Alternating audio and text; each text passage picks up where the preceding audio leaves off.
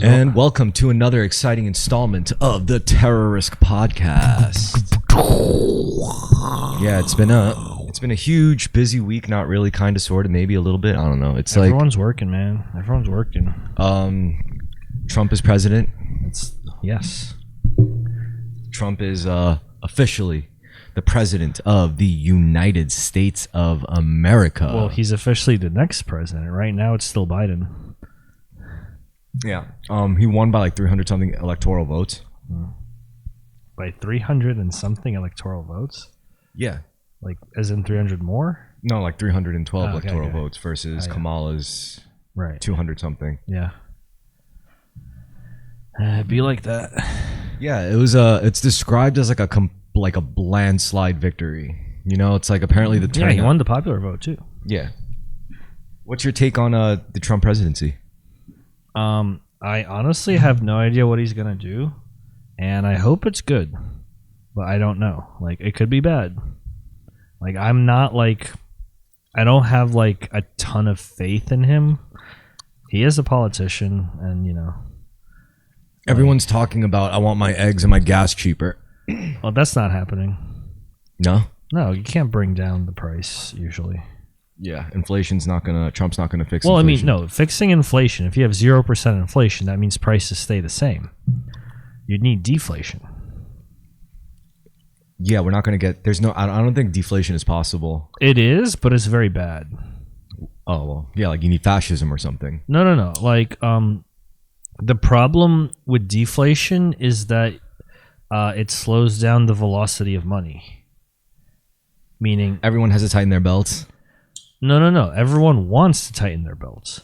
Basically, it's like, you know, if eggs are $3 now and they're going to be like $2 in a week, you know, you're not going to buy them at $3. So no one buys them at $3, right? Yeah. Yeah, so then everyone's waiting a week to buy them at $2, but they don't even have to buy them at $2 because everyone can buy them at $1, right? So then the companies are like, well, okay, no one's buying our eggs except for like dirt cheap prices. We're just going to stop making them. Right, and then that blows up your supply side, and then you quickly get into hyperinflation. So what that would have to happen? I mean, after that, like, oh yeah, okay. I mean, I would expect like maybe like a bunch of businesses, like restaurants and egg manufacturers, would go out of business or something, and then they would like clear out some of the zombie companies, and then the few ones that actually remain blow up, and the cycle continues. I mean, if you lower operating costs, you generally aren't going to bring down prices, right? No, you're just going to make more fucking money, bro. Yeah. So that doesn't really work either. The only way you could bring down prices is if there's competition, like a lot of competition. But again, then that's, you get what's called a race to the bottom. Yes, sir. Right? So it's like, okay, you're doing eggs for $3, I'm doing eggs for $2. I got to bring my eggs down to like, you know, $1.95. And then, but like, you know, as you race downwards, everyone who can't go down dies. Yo, guys, the point is, if you're a wage slave and you're living paycheck to paycheck, the truth is, no matter who was going to become president, you were destined to sell your body on the street. You were destined to do unsavory things just to make ends meet. And I'm sorry it has to be this way, but yeah. I mean, you know, there's some recourse. It's just I don't want to give financial advice. That's the one thing I don't want to be fucking ever accused of doing, is giving financial advice. I could say what I do. Well, look, all you got to do to not give financial advice is just give financial advice. And this is not financial advice. Yeah, that's like the no homo of financial advice. You know, like you could do all the gay shit you want, and then just be like no homo, and they're like, wow, I guess he's straight. I just buy Bitcoin, which I'm glad I did. You know, I'm glad I bought in at like 58 grand price. Yes. That was a really good decision on my part. Wait, how many Bitcoin do you own? I'm not going to disclose that on the fucking internet. But like one, less than one, more than Definitely one? less than one. Okay. But I did do something recently. Actually, I'm not even going to say anymore. But let's just say I did some things that I told myself I wouldn't do. Oh yeah. Like with Dogecoin. Oh, what'd you do? Like you can't just bring it up on a podcast and not disclose it. No, I didn't do anything. It's just like Okay. I told myself I would never invest in like Meme stocks. shit coins and altcoins and stuff like that. Why And not? I don't know. It just seemed like because I knew like if I just bought Bitcoin, I wouldn't lose. But if I bought Right. shit coins, then there was a chance I could lose. Yeah. Now what happened was Elon Musk started talking about like Department of Government Efficiency or something. Yeah. And then once it was like starting to look like Trump was winning, and here's the thing about crypto, like compared to stocks, like I started with stocks, made some money on stocks. It's just, Right. you know, the stock market, it's like banking, you know, like they have set hours, they have set days that you could trade. Crypto's not like that, really. I like the set days and hours. It's like chill on the weekend. That's true, because you know then you could treat it more like a job, you know. But like crypto is not like that. Well, I mean, it's something I get to do during my job, I guess. Yeah, so that's the one thing that I appreciated was like, you know, it's like late at night when it became clear that Trump was gonna fold Kamala heavy. I was like, holy shit, you know, like. And then I looked at Doge and I was like, it was looking too Tempting. yeah, it was too enticing. So I That's dumped how some they money get into you. Doge, you know. Well, how much is some? Like hundreds, thousands, tens of thousands. Definitely more than a few racks. Was rack Like 1,000. Definitely more than one? what? Definitely more than 1,000. Definitely more than a few racks. Yeah. Okay. Did it work? Yeah. Well, how up are you? Well, it was like, I mean, just like over the week, it went. I think it went up like 66% or some shit. Oh, damn, good shit. Yeah, that's what I'm saying. It was like it's pretty slick. It's about when you sell, not when you buy. I mean, then there's also my Bitcoin holdings, Right. which is, you know, like doing good because it's Yeah, of Bitcoin. course, yeah. But yeah, I mean, I like Bitcoin. That's what I think. If I'm gonna spread like Bitcoin, I'm not gonna spread it with hate. Like I'm not gonna hate on fiat when I spread it. I mean, fiat I might hate on a little bit, but I'm not gonna hate on like real estate or like fucking art or some shit or whatever. Well, hold on. People don't hate on real estate. They hate on the real estate market, right? No one's like, fuck owning a house. Like, Or fuck owning a car, yeah. Yeah, like- but the thing is, if you're gonna use this shit to make money, it's ultimately like you have to Right. like you have to manage it. Like cars, let's take cars Yeah. for example. If you want to collect cars and invest in cars, great, but you got to keep it somewhere. You got to maintain Yeah, it. of If course. Well, that's why it's valuable. yeah, but at some point it could just end up being like junk if you don't invest the amount where it's just not Yes. worth it. You know, in some cases. Yeah, of course. Now, you know, like I like Bitcoin because you never have to worry about that, but it is something. It's not nothing. It's abstracted something, yes, but it's not. Well, I mean, for the record, like technically speaking, if you're, unless you own the hash itself, like as long as you're off chain, it's an index into Bitcoin, right? You don't have your own wallet with your own crypto. I mean, you can be a custodian of your own Bitcoin. Yeah, but everyone says that, but then they don't do it. Yeah, because they just keep it in the exchange. Yeah, but then you can get like, FTX style scenarios. Yeah, but I mean, you can't always like. All right, like you're right. Which is why ideally you don't keep your fucking Bitcoin in an exchange. You keep it in your fucking wallet so that Yeah. if the exchange blows up, at least you have your Bitcoin. Also, Yes. if your country where like the exchange is operating out of just decides to make Bitcoin Yeah. illegal, Yeah. well, at least you still have your fucking Bitcoin and you could go to China or something. Yeah, but the problem is, now you're trading liquidity. No, not liquidity. What should I call it? Like the speed of being able to trade it. No, I guess it is liquidity. Yeah, you're trading its liquidity for stability, right? Because if you're holding the Bitcoin, you could can't lose it. sell it. You could also lose it. That's also true. Yeah. If you have your physical And wallet, you can't sell it unless the country you're operating out of that you plan to like live in or something, they have an exchange, you know. Well, no, you could sell it peer to peer. Like you could just That's true, literally too. find Yeah, a guy. yeah, who's like, yo, buy and- my Bitcoin for X amount. Yeah. And they'll be like, okay, maybe. Yeah, that's true. It is Maybe. there is a peer-to-peer network system of it, which also makes it more Yeah. decentralized. Of course, that's why again, like this is It's like the Bitcoin Craigslist, I just like it. I like the system. I like the idea because here's how I view money. I view money as a store of my energy, as a store of my labor, as a store of my time invested into something. It's energy. Whether I put in a little bit of energy and got a lot of money back, or whether I put in a lot of energy and got a little bit of money back, it's still storing. It's like storing my energetic fat almost. It's like fat. It's like semen retention. Well, yeah, I guess. Yeah, you could look at it like that. It's like you want to blow your wad. But you could just like recirculate it and reinvest it into yourself. Yeah, it's true. Now, if you think about it, you know, when you're at a strip club and you're making it rain, that's like a metaphor for ejaculation, right? Yeah. I made that up. No, yeah, you're right. No, I see it. Yeah, so you got, if you hold your semen in and you just don't waste it on bitches. Yeah. Well, same thing with a strip club, right? Yeah.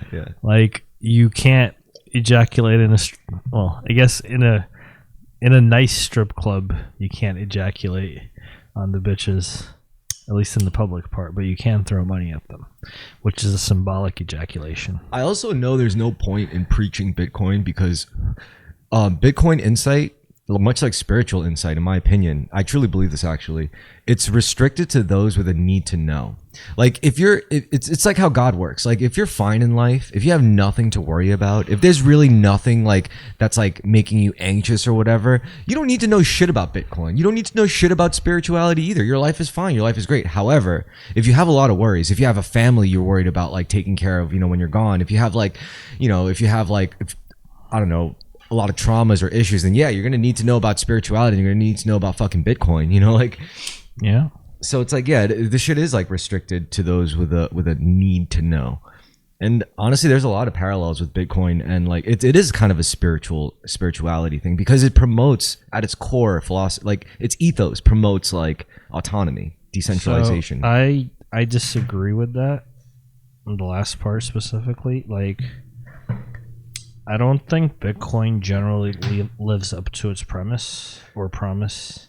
Well, because it's a path, not a destination. You know, No, it's not but supposed to be like you wake up one day in Bitcoin. It's like it's a gradual process. No, I'm saying like, I don't have the mental capacity for articulating myself on this topic for some reason because I just was not ready to talk about Bitcoin. Yeah, but you know what? We should both just read the white paper for Bitcoin and no, I understand how it works. That I'm with the pretty blockchain fluent. and shit like that. I mean, don't get me wrong. There's a lot of dark aspects of Bitcoin. For example, because it's decentralized and because anyone could really use it. That means criminals could use it Yeah, to like destructive. You know, like that's a thing. Like you could use it for like really dastardly things. You know, like you could use it to to promote like a market for like really fucked up shit. Yeah, well, I mean, isn't Trump going to free the Silk Road guy? Probably. Wasn't that one of the things he like tweeted about? No, I mean there's like way worse things too, like snuff films on the dark web and No, yeah, but I'm saying like I think Trump literally tweeted like he's gonna free the Silk Road guy if he gets elected. Yeah, but you've been able to get That's kind of funny though. You've been able to get drugs online for a long time. Sure, you're also able to get drugs in real life for a long time. Yeah, so longer than online.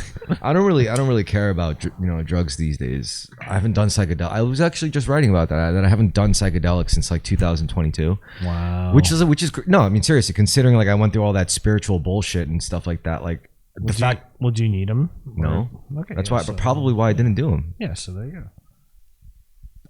But it's like I think about this because a lot of people equate like when they think of spiritual people or spirituality as a topic, like, drugs. Yeah, drugs, and I'm like. And that Fucking pisses me off. Burning Man, bro. But that pisses me off because that's like that hasn't been my experience at all, and it's been like fundamentally. Yeah. So maybe I'm thinking like maybe it just doesn't mix with that. Maybe you're not supposed to do drugs with this shit. Maybe you're not supposed to do like orgies and bullshit with this stuff. You know, like orgies are satanic. That's like a given. Or pagan. Depends on who you ask. I'm just saying it's like maybe we just shouldn't try like fucking around and actually just like like take it on as a solo path journey thing, and don't fucking try to like make this about like angling for sex and control and social clout and like drugs.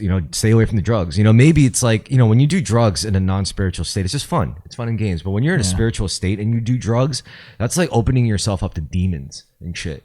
Well, I mean, it could also be exercising demons, supposedly. Like, it cuts both ways. No? If you walk a spiritual path, you wouldn't need drugs to exercise demons. Your lifestyle, your life pattern just naturally exercises demons for you. You shouldn't need some crazy drugs for that. Well, look, I wouldn't know. This is what people tell me. Like, I'm personally skeptical of that. What, drugs? Yeah. Like I basically Like what I'm talking about is gradual change through daily habits. Yeah. And these people are talking about like, oh, let me just blast off with fucking psilocybin mushrooms and. Well, I do think there's something to be said for that, but the problem is like if you're gonna do that, you still need the habit change, right? Like I think psychedelics. You need a shock. It's a good primer. Yeah, for right. Sure. Like it's a good icebreaker. Yeah, like they could be good for like kickstarting the habit change. You're right.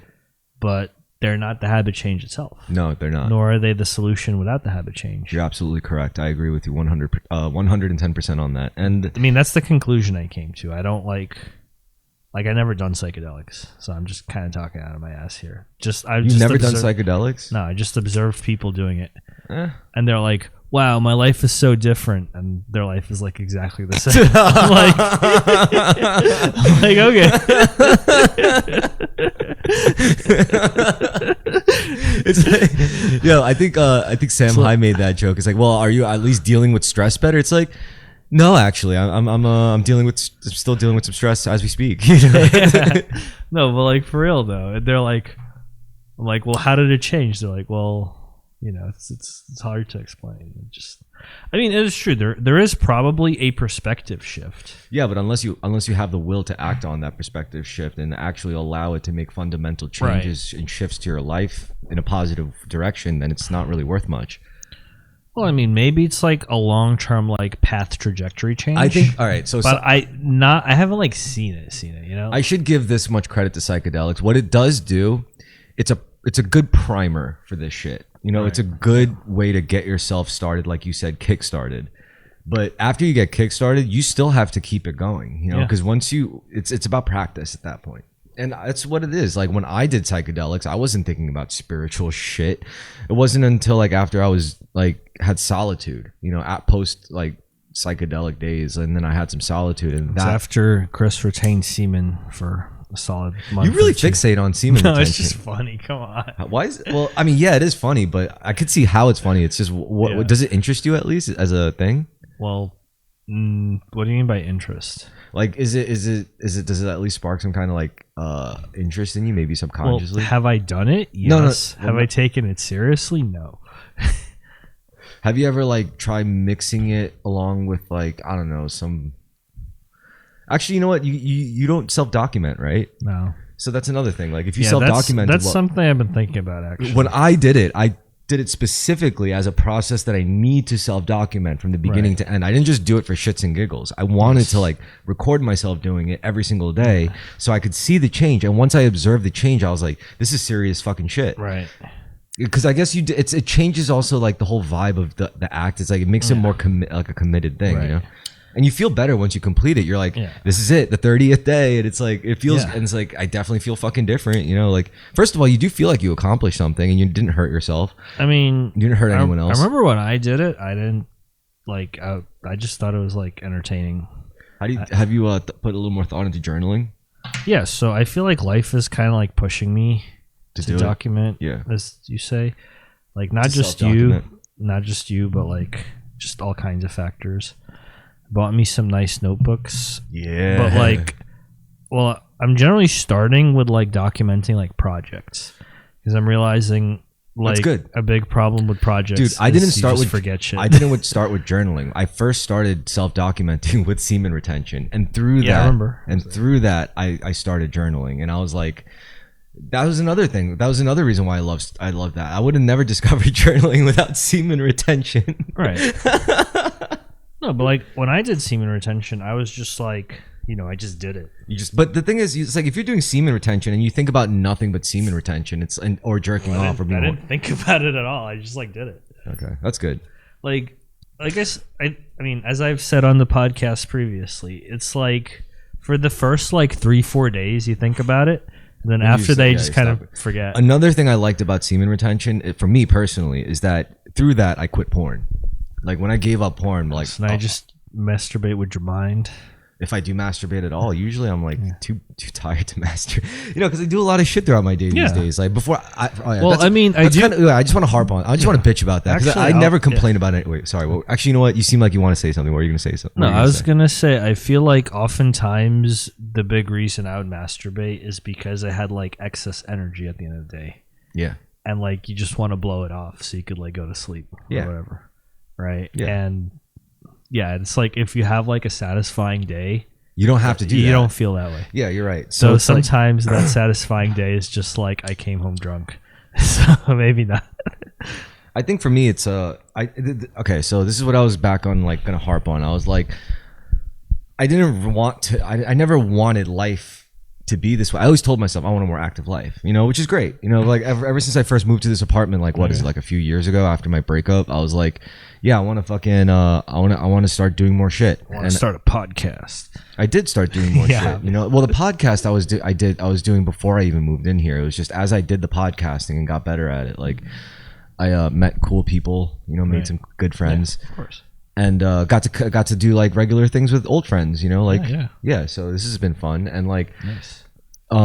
That's been rewarding in and of itself. But what was I gonna say about we were talking about? Oh yeah. My days got like a lot fucking busier. Yeah. You know, before I fucking knew it, and like I had to keep track of so much time these days, and it's like you never see it coming. You go from like spending like hours on end playing your favorite video game, and everything's great. And then you just like you don't even want to touch it because there's like more important shit. Exactly, and then you're like, fuck, when did my life get like this? I mean, I don't regret it. I think this is the way it's supposed to be. It's just it's just like by the end, but by the end of those kinds of days, for me, it's like maybe I'm even stretching myself, overexerting myself than average. You know, because like. There's also the martial arts shit that takes a lot out of me. I also already work out like 6 days a week. Then there's also the fucking podcasting, and then like amongst that, there's the music, and I want to start this like bike YouTube channel so that maybe that could generate revenue. Because I'm hoping if I could get the bike thing rolling, like where I'm just do the POV footage in Manhattan. Yeah, like I like that, you know, because like. I used to watch that shit at work, and I would assume some people would donate money to that. And if I could get like sponsorships for that, that would be sick. Because I love cycling already, and I think we take for granted living in New York City, and me being able to cycle the way I do through Manhattan, I think like that's just good watching. You know, it's good shit to just leave on while you're at work, and it's like, oh shit, that's true. And maybe do like a little travel vlog thing where it's like, oh, today we're gonna go to this artichoke pizzeria that we apparently heard was really good, and we go to it. It's like, this place fucking sucks. Don't come here. Hold on, artichoke is pretty consistent across pizzerias. Yeah, you're right. It's pretty good. It's pretty good. All right, no, so but I'm saying like there's no like special artichoke. You're right. They're like mostly the same artichokes. You're right. So maybe that's a bad example. What about, I don't know, like one of those boutique fucking peanut butter and jelly shops in like Soho or some shit. Dude, I don't know. You gotta go like the pop up, like. Peanut butter and jelly. Yeah, whatever. No, what was I gonna say? Oh yeah. So after those kinds of days, it's like I'm too tired to jerk off. You know, like it's like I'm just like fucking. I'm like I just want to go to fucking sleep. Like you know what it is? It's like that sometimes. Instead of jerking off, it's more like I'd be lucky. Even when I'm like in my downtime at night, like late at night, I'm like I still want to watch a bit of this show, like the new season of this show, which I barely even. Right. I turn it on. It's like I'd be falling asleep in like 10 minutes. It's like fuck. Okay, I mean I'm one of those people who like believes most modern shows and most modern video games are not that good, except anime. You're right. Anime fucking slaps. But yeah, you're right. There are some good stuff. There is some good stuff out there, and it's like. It's not. No, I think it's like okay. But you know what? I think it's like good. I think it's like okay. But what I am happy about is that the shit that I'm spending my energy and time on these days that literally leaves me drained by the end of the day. Those things it's not like partying or doing drugs or like taking girls out on dates. Like they don't really cost me anything. Right. They're only good for me. They only build me up. And at the end of the day, it's like. Well, I mean, the main thing, I'm saving a ton of fucking money. Like, you know, like staying away from like, I go to bars, you know, like with my friends, like every once in a while, but that's like, I could afford myself that easily, you know, like, so it's like, that's fucking whatever. And Chris can afford to drink in New York City. No. I mean, but only in Staten Island. No, I'm only speaking in like, I'm speaking in like relative terms, you know, it's like. I know.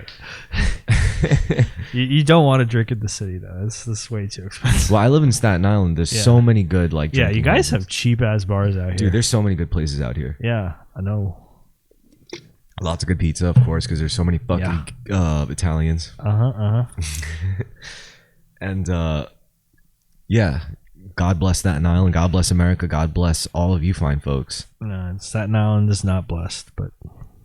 You could try. I think humanity's blessed. I think we're blessed. We just have to like either know it or not. And if you know I it, agree with that. That's like the difference. Have you been getting more spiritual lately? Have you been thinking about God more? And maybe even in a technical way, in like a scientific way. That's a complicated question. I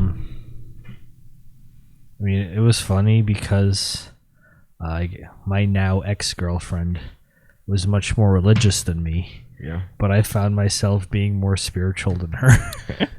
I like that. No. And I was Let's dig into that. So to be spiritual versus being religious, whereas your ex-girlfriend was more religious, you were more spiritual. Yeah. I think or at least outwardly. I think she was also spiritual, but she didn't like talk about it as much. I think the thing about religion that's kind of fucked up to me, it's sometimes it could be the dogmatic nature of it. Whereas the fucked up part about spirituality was it's very undisciplined also, widely. Well, it leads to discipline, or it can lead to discipline. Ideally, it leads to discipline, but it could also lead to like severe hedonism, you know? Well,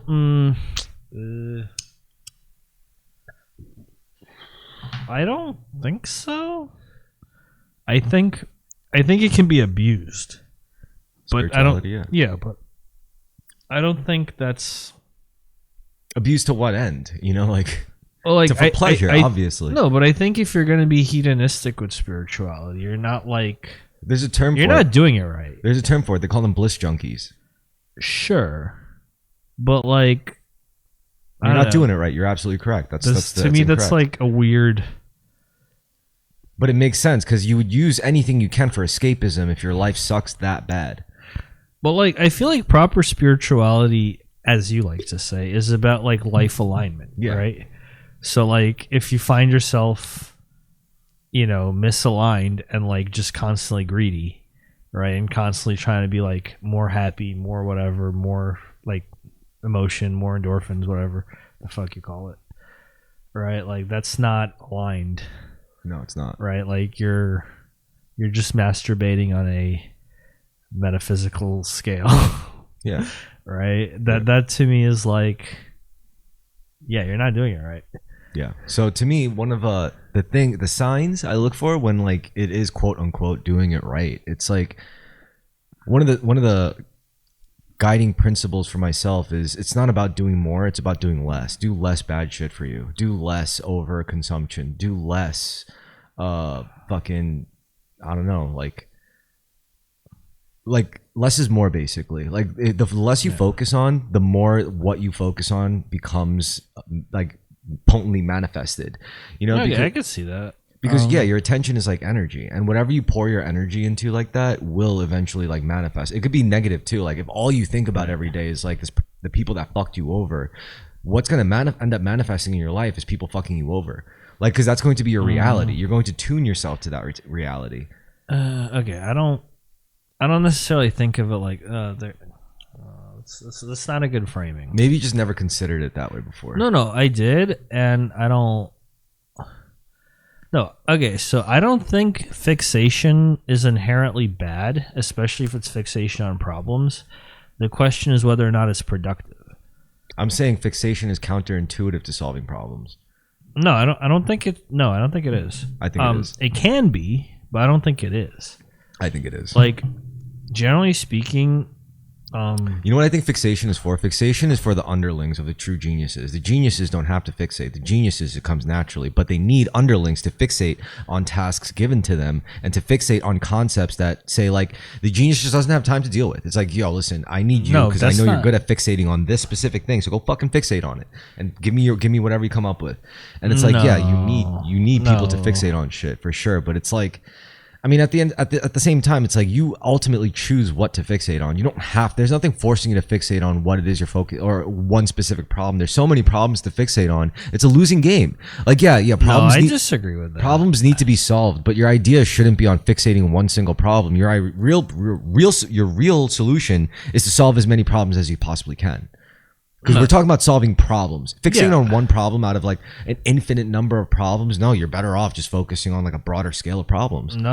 Okay, I don't think that's like you're just, in my opinion, like off in the mark. No, to me, the question of the fixation is whether or not it's productive, because there's two types of fixation, right? The kind where you're actually solving the problem, and the kind where you're kind of spinning a defense mechanism, right? And it's the second one that most people, think of as fixation, Okay. right? Like the first one they just call like focus or concentration or whatever. You know what I mean? Yeah. Okay. Yeah, but like, spinning a defense mechanism is where, most people find themselves in trouble. If they're like, oh, I'm ruminating on this one thing and, it's not really productive, but like they can't get it off their minds. That usually means, there's an issue there that is calling to you that you need addressed, but, you kind of like don't want to address it or don't know how to address it. Sounds like you're trying to explain like the same thing. The only difference being one, you actually solve the problem, and one you don't. So what's the difference? Like what? Well, that's what I'm saying. Yeah, what makes that difference? I cannot articulate it. Okay, so I think the difference is your skill or your actual ability to solve problems and to fix things. And the only way to gain that ability is to first focus on yourself, focus on your own build. You're not fixating on problems. I mean, yes, it's like there's external problems and internal problems. External problems are problems that like outside forces present to you. Internal problems are problems within yourself that you could like literally fix to make your ability to fix external problems better. You have to focus on internal problems before you could focus on external problems. That's the real difference. The real difference is people who focus on external problems. Some of them fixate positively because they actually get shit done. Some of them fixate negatively because they just don't have the fucking ability to get it done. The difference is who had the forethinking to first fixate on their own shit, their own abilities, to fixate on their own internal problems, which is like, I'm going to present myself problems. For example, can I fucking chop through this piece of wood as a karate guy, or can I fucking win this like tennis tournament? Like, and if I strive for these like self-afflicted problems, like these problems that I give myself, then I increase my ability. If I just focus on external problems that I'm not equipped to handle, that's just going to demoralize me. I mean, sure, you'll end up getting like incremental experience gain just like on that one, but it's not going to be nearly as much gains as unless you like first fixate on your internal problems, fix those problems first, like your traumas, your fucking emotional blocks, your physical blocks, whatever your blocks may be, your habits or whatever it is. Then you start taking on external problems, and the more you developed yourself first, that'll show in the amount of like problems you eventually end up fixing like successfully. So what you're basically saying, like, hashtag Jordan Peterson, hashtag clean your room.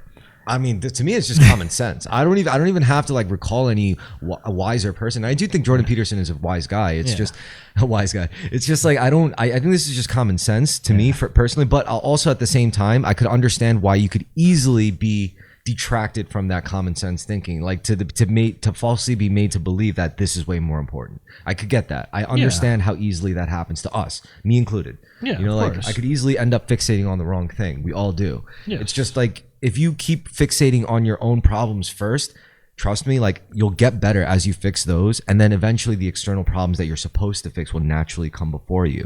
It's like, oh, someone will come and actually ask for your help after you've been like getting mad buff or whatever. It's like, yeah, I'm equipped to fucking help this lady, and then you go and help them. Or it's like you go with your boy who like asks you to help him out in a dangerous, tough spot, and it's like, yeah, well, I'm equipped to help. I'm equipped to help my friends, and then you'll have ultimately a greater impact because you'll give like you'll build a community that way. You'll have people in your life that can rely on you as a person that helps them.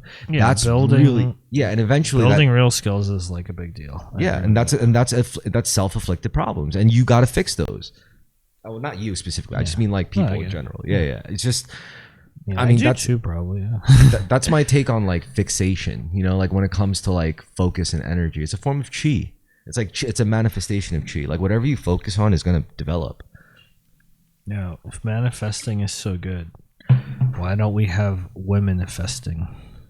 Women manifest. They just manifest a guy to come and pay for it. No, I'm just saying, women manifesting. That should be like a feminist thing. They're like, we're not manifesting, we're women manifesting. Right. That'd be fucking funny. I mean, you heard it here first, guys. Oh god, this is painful, but yeah, I could easily see it happening. You're right. That's why it's funny.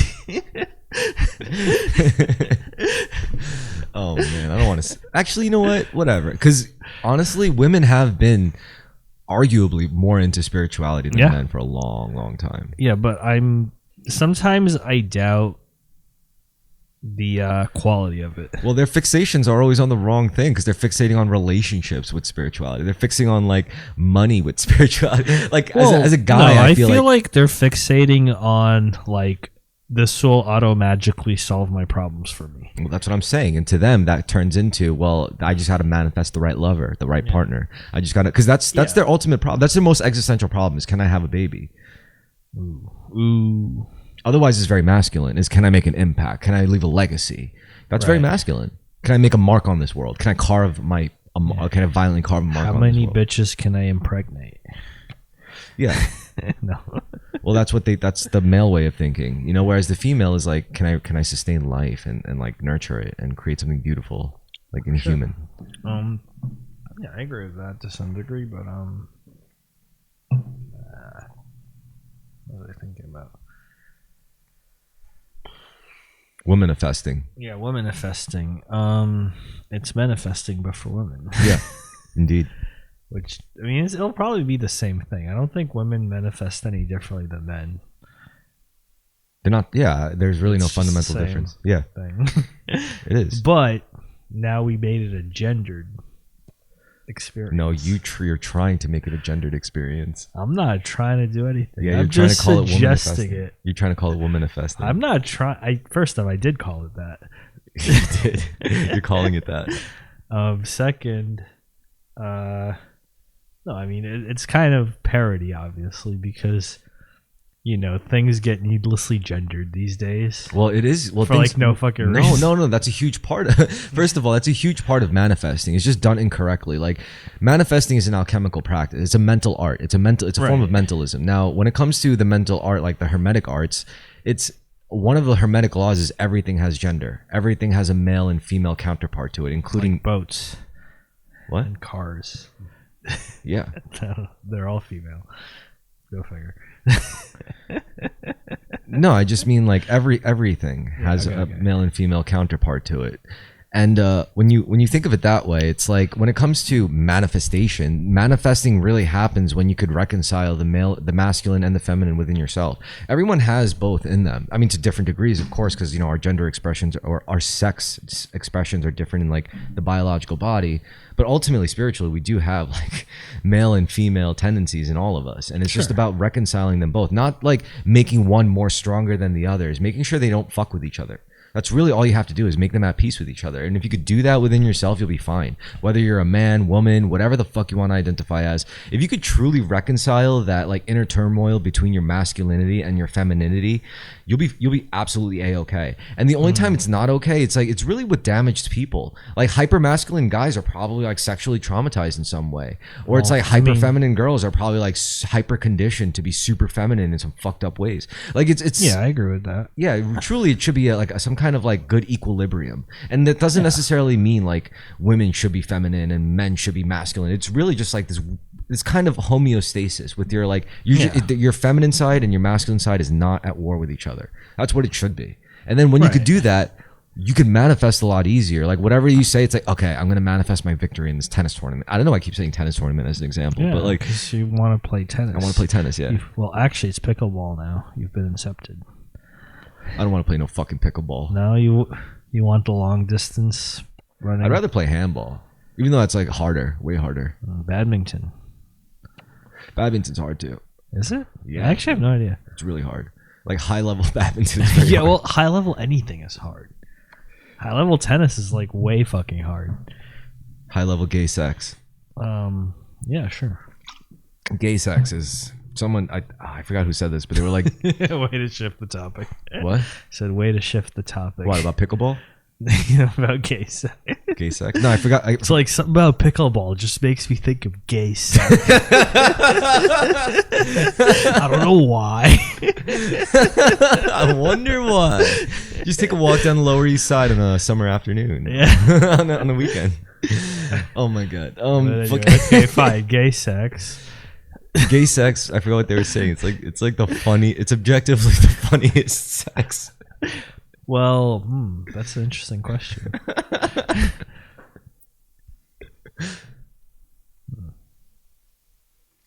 Oh, okay. I have like really edgy thoughts on this one.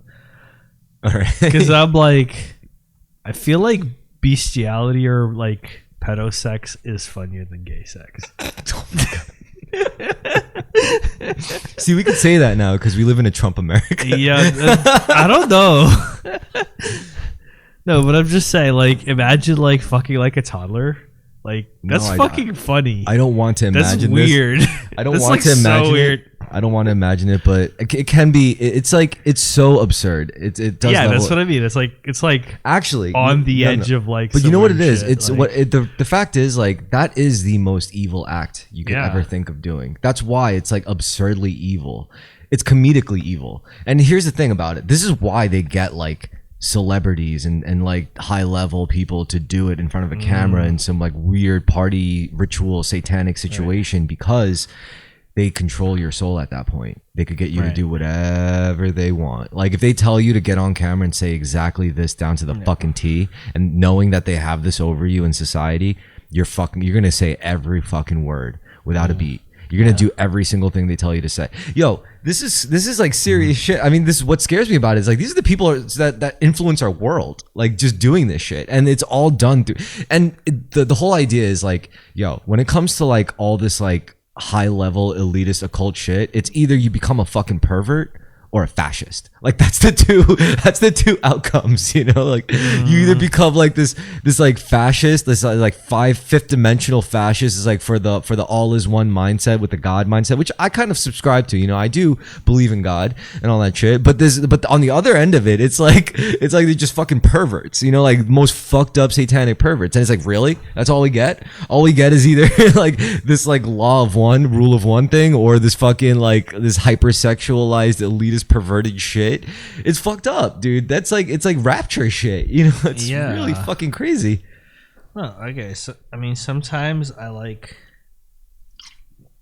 I imagine like how, you know, if someone like approached you with like fucking an 8-year-old because you were like a billionaire, like what the fuck would that feel like? Like what is like the mindset in this sort of thing, you know?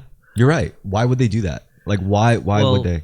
I mean, half of me is like... No. How about this? How about what if they approach you not when you're a billionaire, but when millionaire. you're like a millionaire and you Yeah, really sure. want to be a billionaire? Whatever. And then they say, we give you the opportunity to be a billionaire, but you got to first network with us. You got to Right. come to this island. My boy Jeffrey Epstein runs this joint. You know, you come here, you'll meet a few people, and I guarantee you by the time you leave, once you get down with us like that, once we know you're down with us like that, then we'll fucking party, and then we'll make some fucking real money. And then you do that, you go to this island, and then you get hit with like, you know, standard party shit. But then towards the end of the night, it's like, all right, this is where like, you know, the best of the best of us get together and we do some real shit. And you're like, what?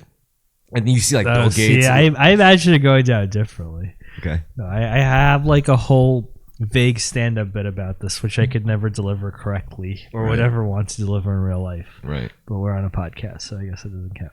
But it does count. But no, because I'm like, let me remember how it goes.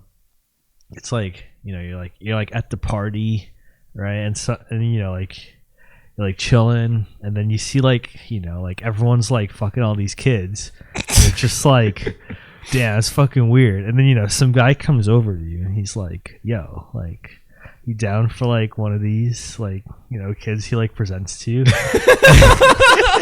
And you're like, no, what the fuck? Oh no. And he's like, what do you mean what the fuck? And you're like, you know, like this is weird. No. It's like, yo, like, you know how hard like we work to get these kids here? Like, cheat? Yeah, like, you're just gonna like let these kids go to waste. Like, you know, like we traffic them here for like your benefit. Oh man. Right? And you're just gonna like turn us down? Like, that's fucked up, man. You're right. And they shame you. They guilt you. They peer pressure You're you. like, you know, like this is like quality 8-year-olds. Like, and the trick, the real trick to it is that they're talking to you as if it's completely normal. Well, and that yeah, exactly. Weird, and that you're weird for looking at them weird. Right. You know, like, that's the real trick. That's to a it. good point. That's part of the joke. Yeah. Yeah, you could steal that part. You're like, yeah, I don't know if I want to do this. Right? But they're like, okay, so like you're just gonna let these kids like, you know, like waste their lives. Like, you know, we can't like keep them. It's like you got to throw them away. Like, so either like you're fucking them or you're not. But like their lives are over after this. Like you can't have anyone know what they've done. Yeah, they know too much. Right? So like we can't have them seeing LeBron James like cornholing a child. Yeah, like, so like you might as well go for it, you know. Like, don't make this in vain. Oh my god. See, it's funny, but it's also terrifying because No, of course. shit like this actually might be happening. Right. That's why I'm like, yeah, that's why I shouldn't talk on a podcast. No, it's fine. It's already the most unmarketable podcast in the world. You know what I've actually did listen to? Like there was this one podcast that the survivor of a satanic family they come from satanic families or like whatever. Charles Manson? No, like actual real deal, like satanic worship Pretty shit. sure Charles Manson was the real deal. Okay, no, these people are like affluent. Oh, he was Like- affluent too?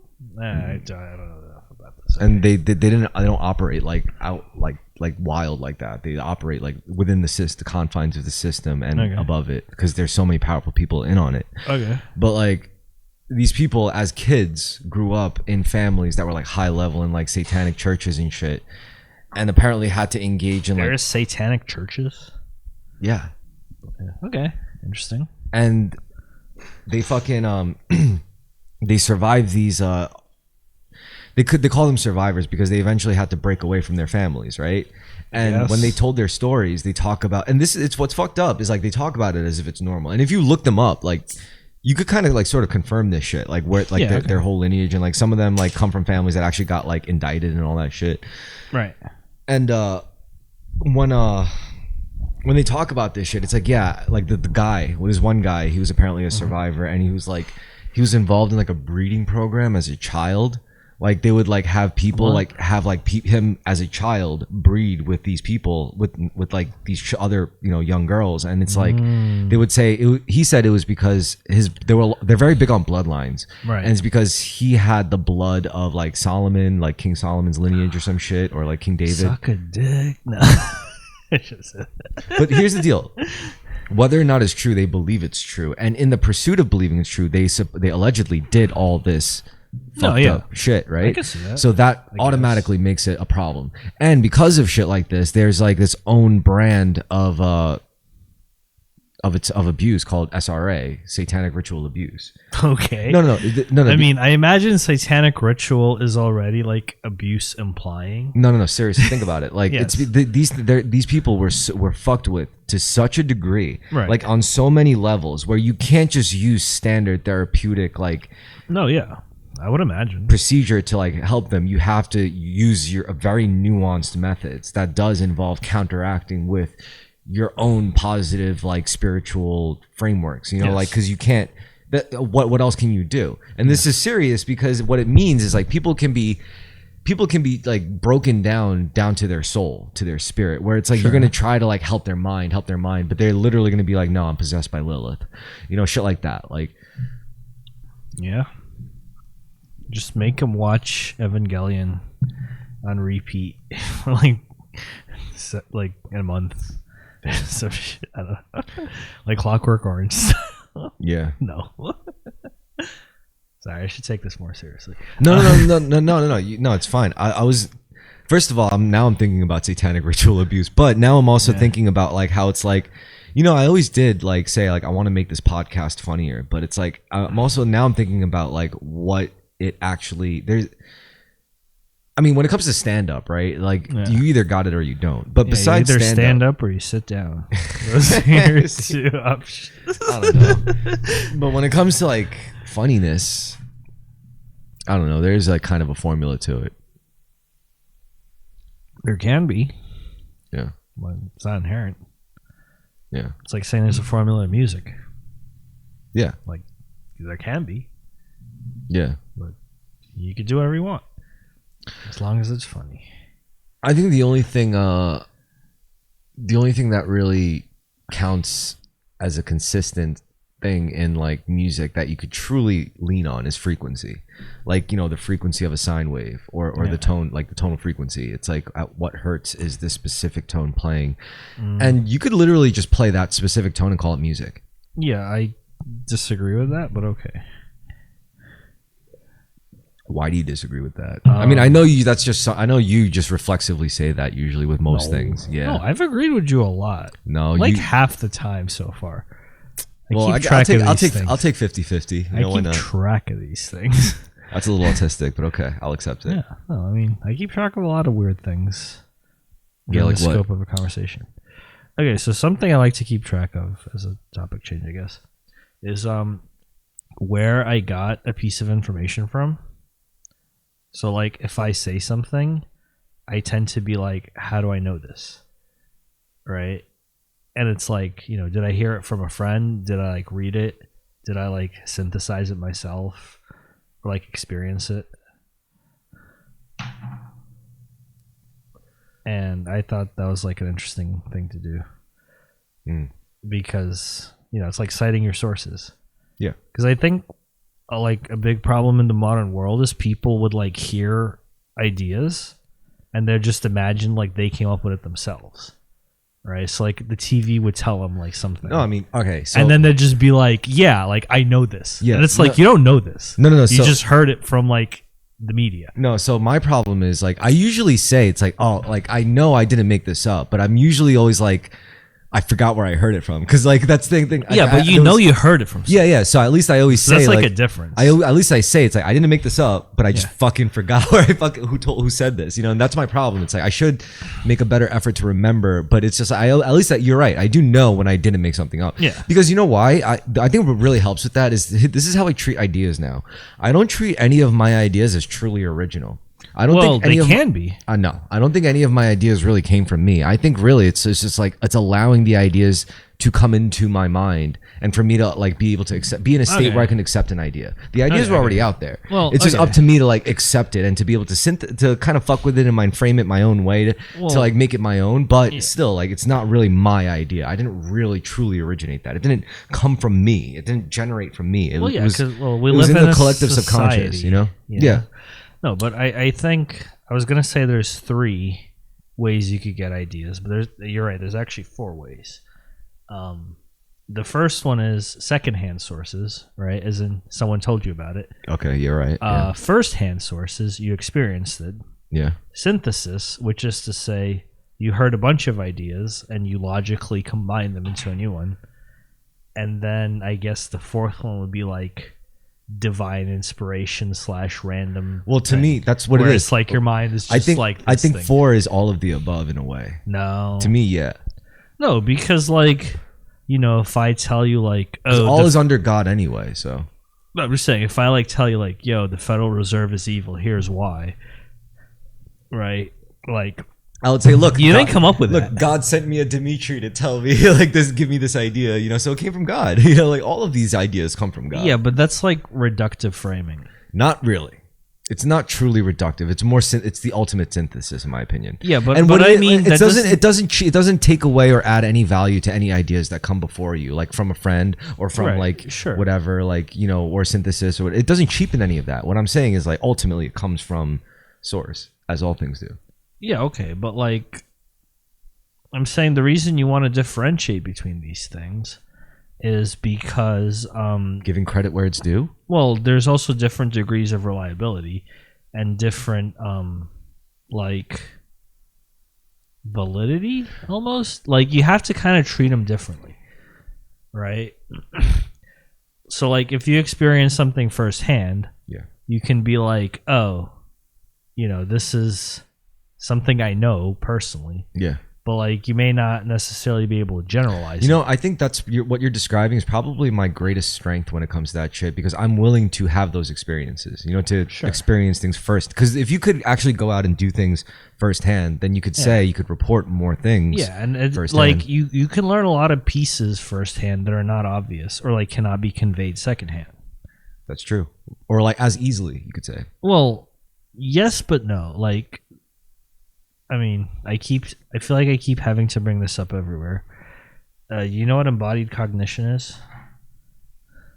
you do something and then you it eventually becomes knowledge to you. Well, kind of. It means like knowledge in the body, right? So like most people consider knowledge to be like theoretical knowledge, like things you can write down, like things you can talk about. But then like, something like knowing how to swim or how to ride a bike or how to sword fight, that's something your body learns that you cannot like convey rationally, I guess. Yes. Right? And martial arts is a physical meme. yeah, you literally have to like do it. It's a physical meme. Yeah, so like you can be like a genius at embodied cognition. You're right. Which is like that'd be like, like an Olympic athlete or like a professional like sword fighter or like skateboarder or whatever the fuck you want. But there's so many variables because first of all, it depends on the thing. Like, depends on if it's sword fighting or if it's killing or if it's sports or if it's like just being physically stronger. Sure. Or being able to like beat anyone in a actual fight. Like, all these things they're all valuable. Like skateboarding. Yeah, but I'm saying like, like it cannot be conveyed. Like you cannot teach someone to like swim by talking to them about it. Right, you literally have to make them like do physical things. Yes, and like your body has to learn it. Yes, yeah. Kind of like playing guitar. Yeah, music too. Music is very embodied. Like you can have music theory, but it's not the same thing as like producers knowing. who can't play an instrument. Yeah, but like I'm not just talking about like DAW producers. I mean, even from olden days, like there have been plenty of brilliant music producers who couldn't play any instruments. Yeah, but like the point is, music tends to be embodied, right? Like you feel rhythm, you feel like chords. Yeah.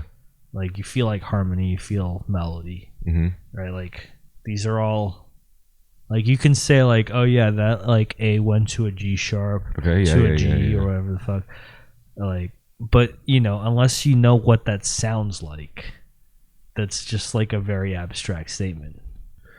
Well, the act of listening is one half of music. Yeah, well, I'd say it's more than half almost. But well, tell it to Beethoven. No, so Beethoven could probably audiate internally, right? So even though he couldn't hear music, he knew what the music sounded like. Well, he also knew what the patterns meant between, because the music is very stepped, right? In Western like culture, like there's half steps and whole steps. Yeah, well, if you're playing a piano, yes.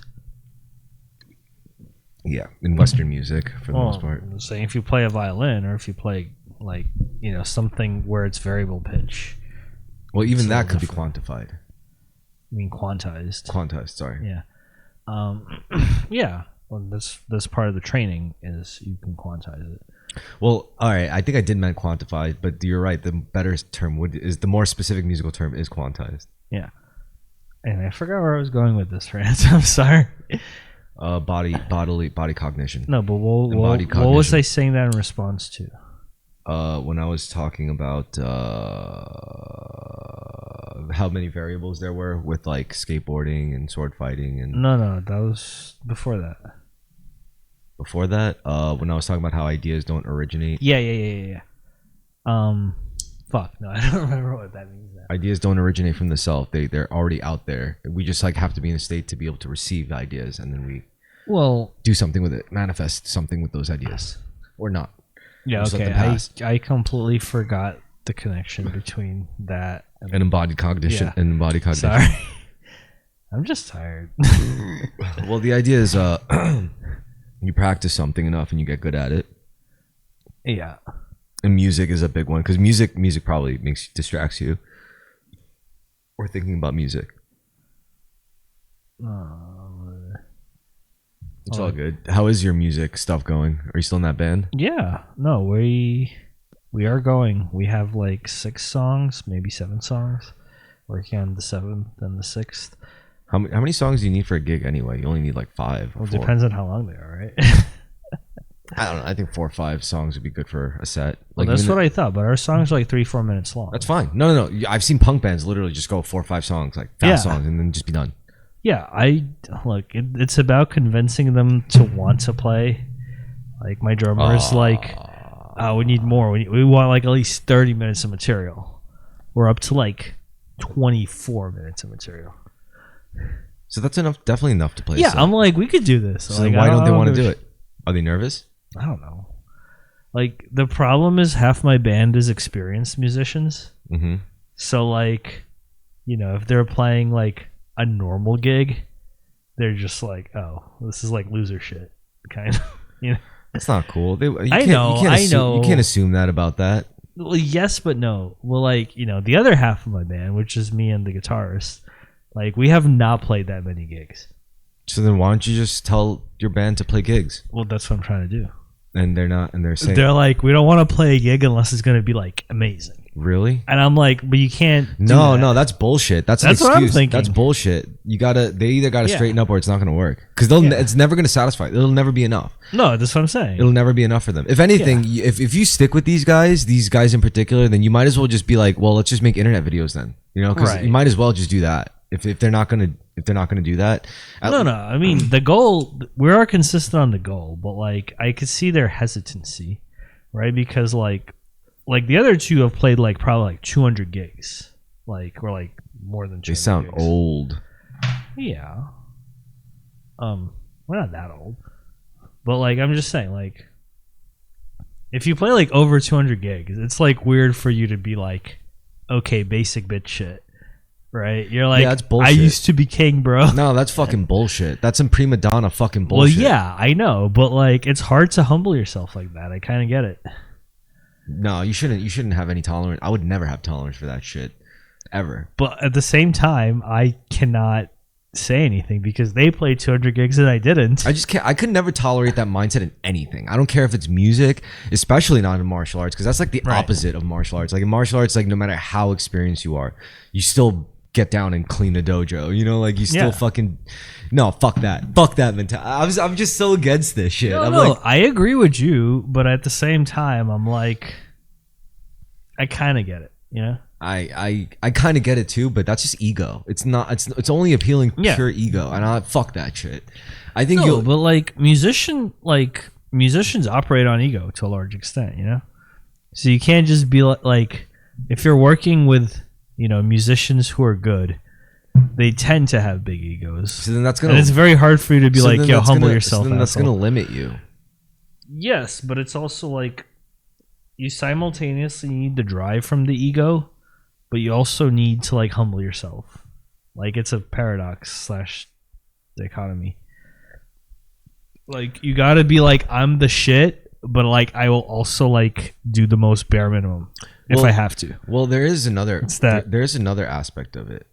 Like, for example, you could change your goal. Your goal could just stop wanting to play gigs and just like practicing with them. Practice Yeah. could be the goal. Yeah, but I'm not about that. I mean, that's on you though. Yeah, I agree. But like, I believe that art should be shared.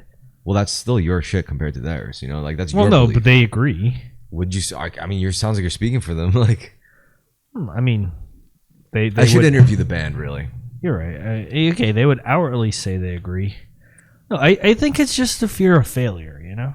But that's you can't let that. No. Well, I know it sounds so bullshit, right? Yeah. But like, it's real. You got to get over that. Well, also it's Yeah. tough because it's a band thing. So if like Yeah. one fails, everyone fails. Well, yes and no. Like, if one person is scared, right?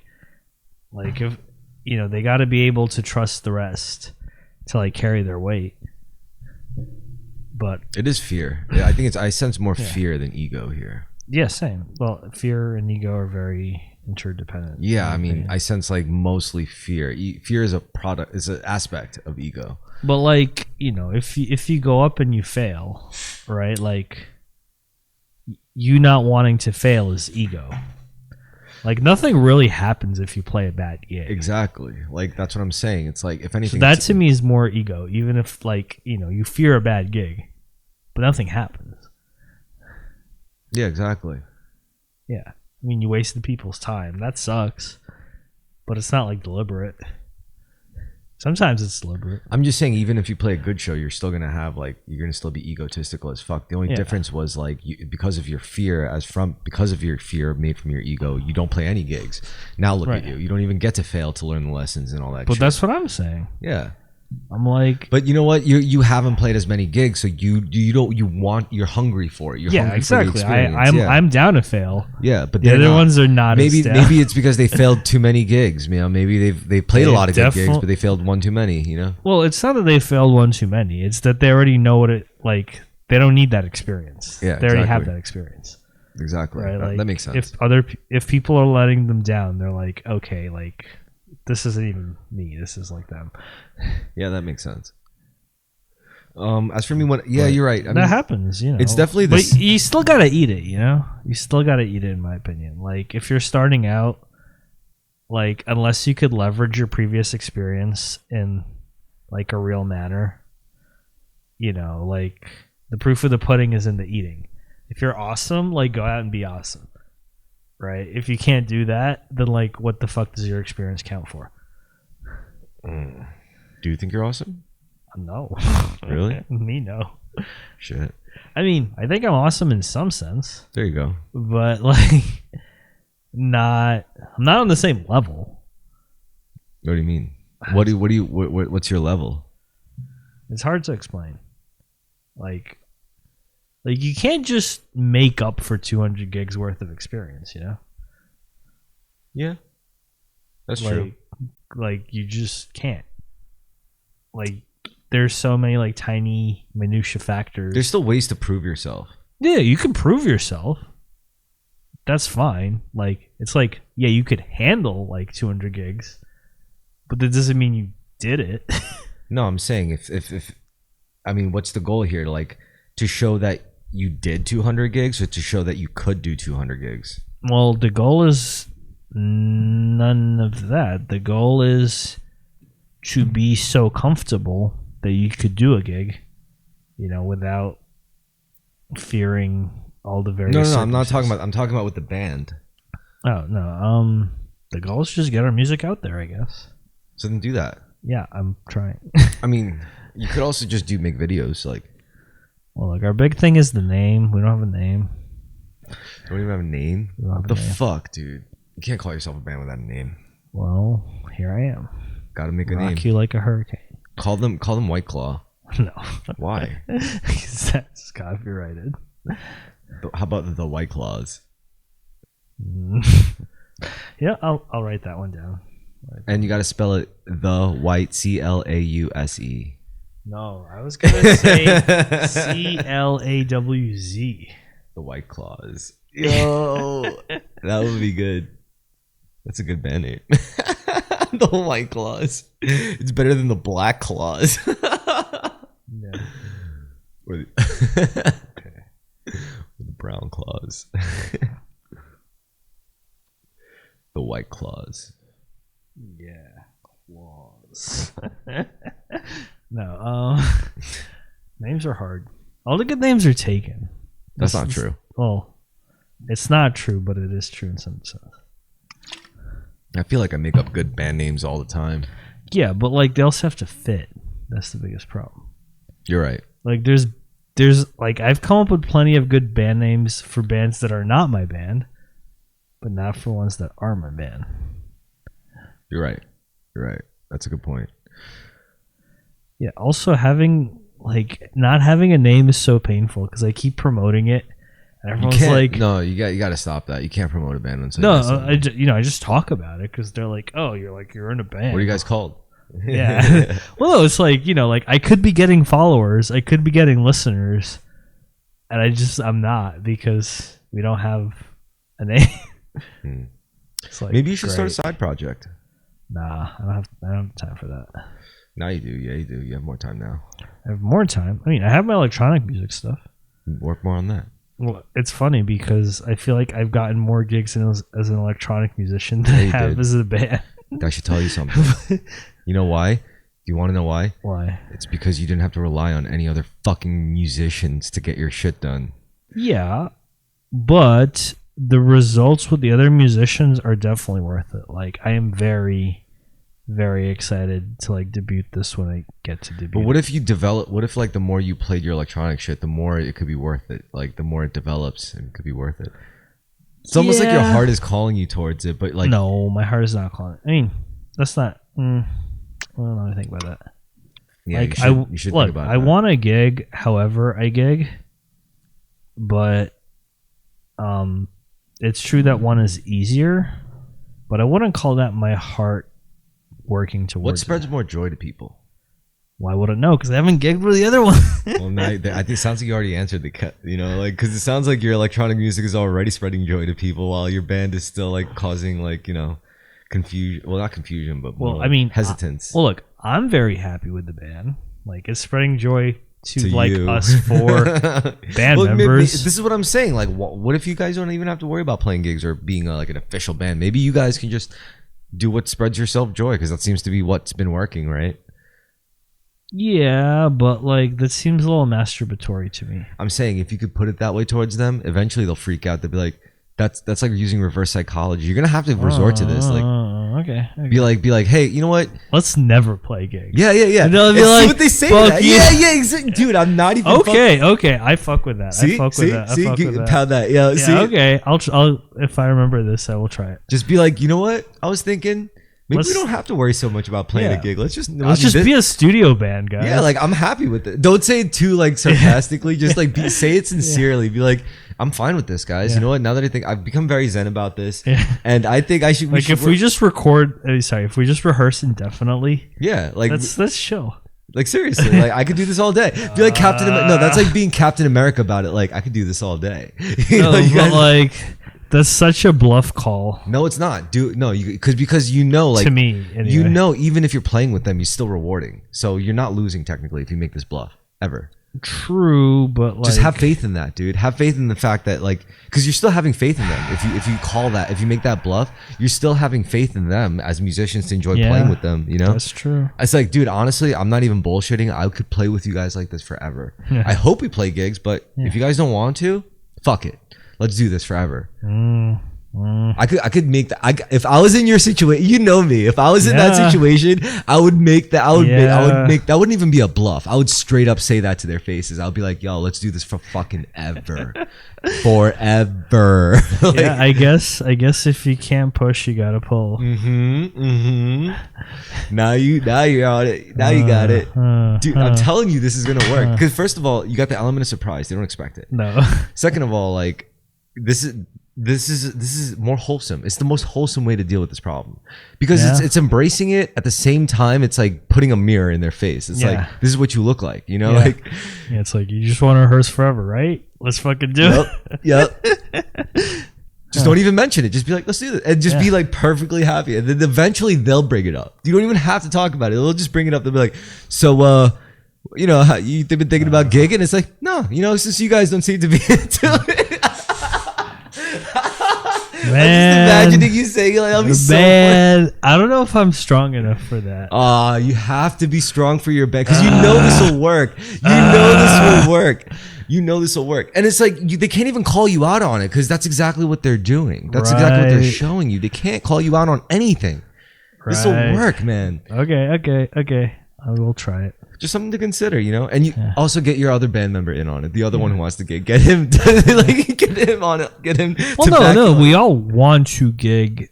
Technically, it's just like, you know. But you know what? The thing is, you know, my prediction is, if you did pull that, what's gonna happen is they're gonna start actually telling their real thoughts. They're gonna start to, well, honestly, I don't think they're ever not telling me their real thoughts. It's more like, you know, like when they want more songs, they want better. They want us like more rehearsed or like more tight.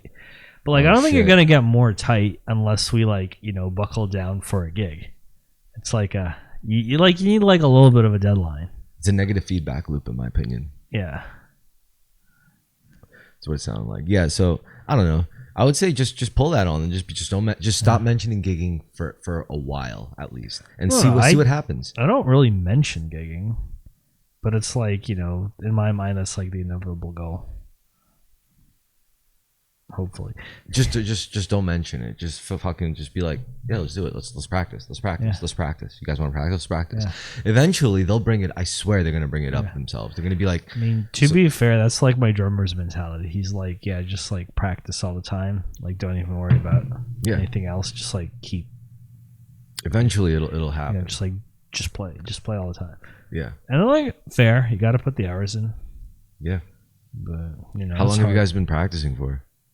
Well, almost 2 years now. Holy shit. Yeah. Well, Actually, November 1st marks the But 2-year that anniversary. means you guys must be really tight too, like as it is. Well, yeah, we're pretty good. But like, you're not getting great until you actually play gigs. That's true. Like, you can sound amazing when you're playing together in a studio. But like, can you do that in front of people in like, a venue where the setup is different and like the sound is weird and the sound guy's fucking with you and like there's like a better band that just played before you. Yeah. There's a better band that's playing after you. Or maybe you're the best band, but now you gotta like prove it. Like, who the fuck knows? I don't know. I don't know, man. We should start a band. Yeah, if you want. Yeah, we could start a better band. You could play Cello. no, play the bass. Yeah. Bass cello. I'll play guitar. We'll just need a drummer and maybe a singer.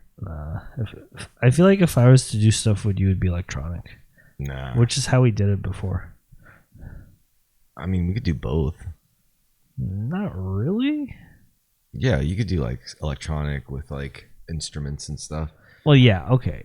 Yes, but like, it wouldn't be exactly the same. Like, we could do like an XX thing, You know the XX? No. They're like a British band. And they had like guitarist, Actually, you know what? bassist, and like drum machine guy. I know what you want to do with me. You want to do that. You want to go all in on the fucking like hyper electronic, which I'm totally down to do. Because I don't. you know what it is? It's like I've accumulated so much shit. I want to at least like put it to like full spectrum use. Where it's like Sure. just go full throttle on like everything we got. But like I mostly want to do my band, but I'm down for side projects. But to the because you know extent what that I my like band though. doesn't like doing shit. I like the fact that like it's not just like having a lot of shit, it's also knowing how to like really use it in synthesis. Like where it's like it's one thing to just I think that I think oh yeah, Sam Hyde was like the one who was like there's a difference between an artist and a gear collector. Like you're not an artist, you're a fucking gear collector. And I do know people like that, and it's like same. it's like fucking A, and it's like at least I know how to use my shit. Like I don't fucking like. Well, no, gear collectors can know how to use their shit too. The question is, do you produce anything? That's what it is, and I like at least when I collect gear, it's not to like just have it; it's to produce things. Ultimately, I get everything in service of production. Everything I have is But I'm just saying, like, what's the point of a giant penis if you're not fucking anyone with it? Yeah. Yeah, that's a good one. But you know what I mean? Like, I like to produce. Like, that, I always look at everything from a producer's mentality because it's the most fun to me. It's the most fun to be able to just like make something. Just use if you have the right resources, you could literally make things. Like if you want to make videos, you need a camera, you need some kind of audio solution, you need some kind of mixing solution, editing solution, and a broadcasting solution. Like if you have these solutions, like then you could do all these things, and it's fun because then you could really express yourself. And if you have good thoughts that could help people, and you get to broadcast that in like a creative way, why the fuck not? And it's like it's like the meaning of life almost, it's like great, at least as a human being, It's very self-actualizing. That's what I'm saying. And it's like, it's beautiful. And this is why I'm like so leaning into these kinds of things because it's just, it's enriching. It's fulfilling. And it makes me appreciate like not having a lot. Like I do have a lot, like, and I'm very grateful for having we are in the first world. Exactly. And in the grand scheme of things, I may not have a lot, but in my personal opinion, I have a lot. I always say like, if you have even one good friend in this life, then you're truly a blessed and lucky person. I agree with that. Yeah, but music side project. Yeah, we should do this. We should be like we should make dance music, like something universal, like universal dance music, something that everyone could dance to. UDM.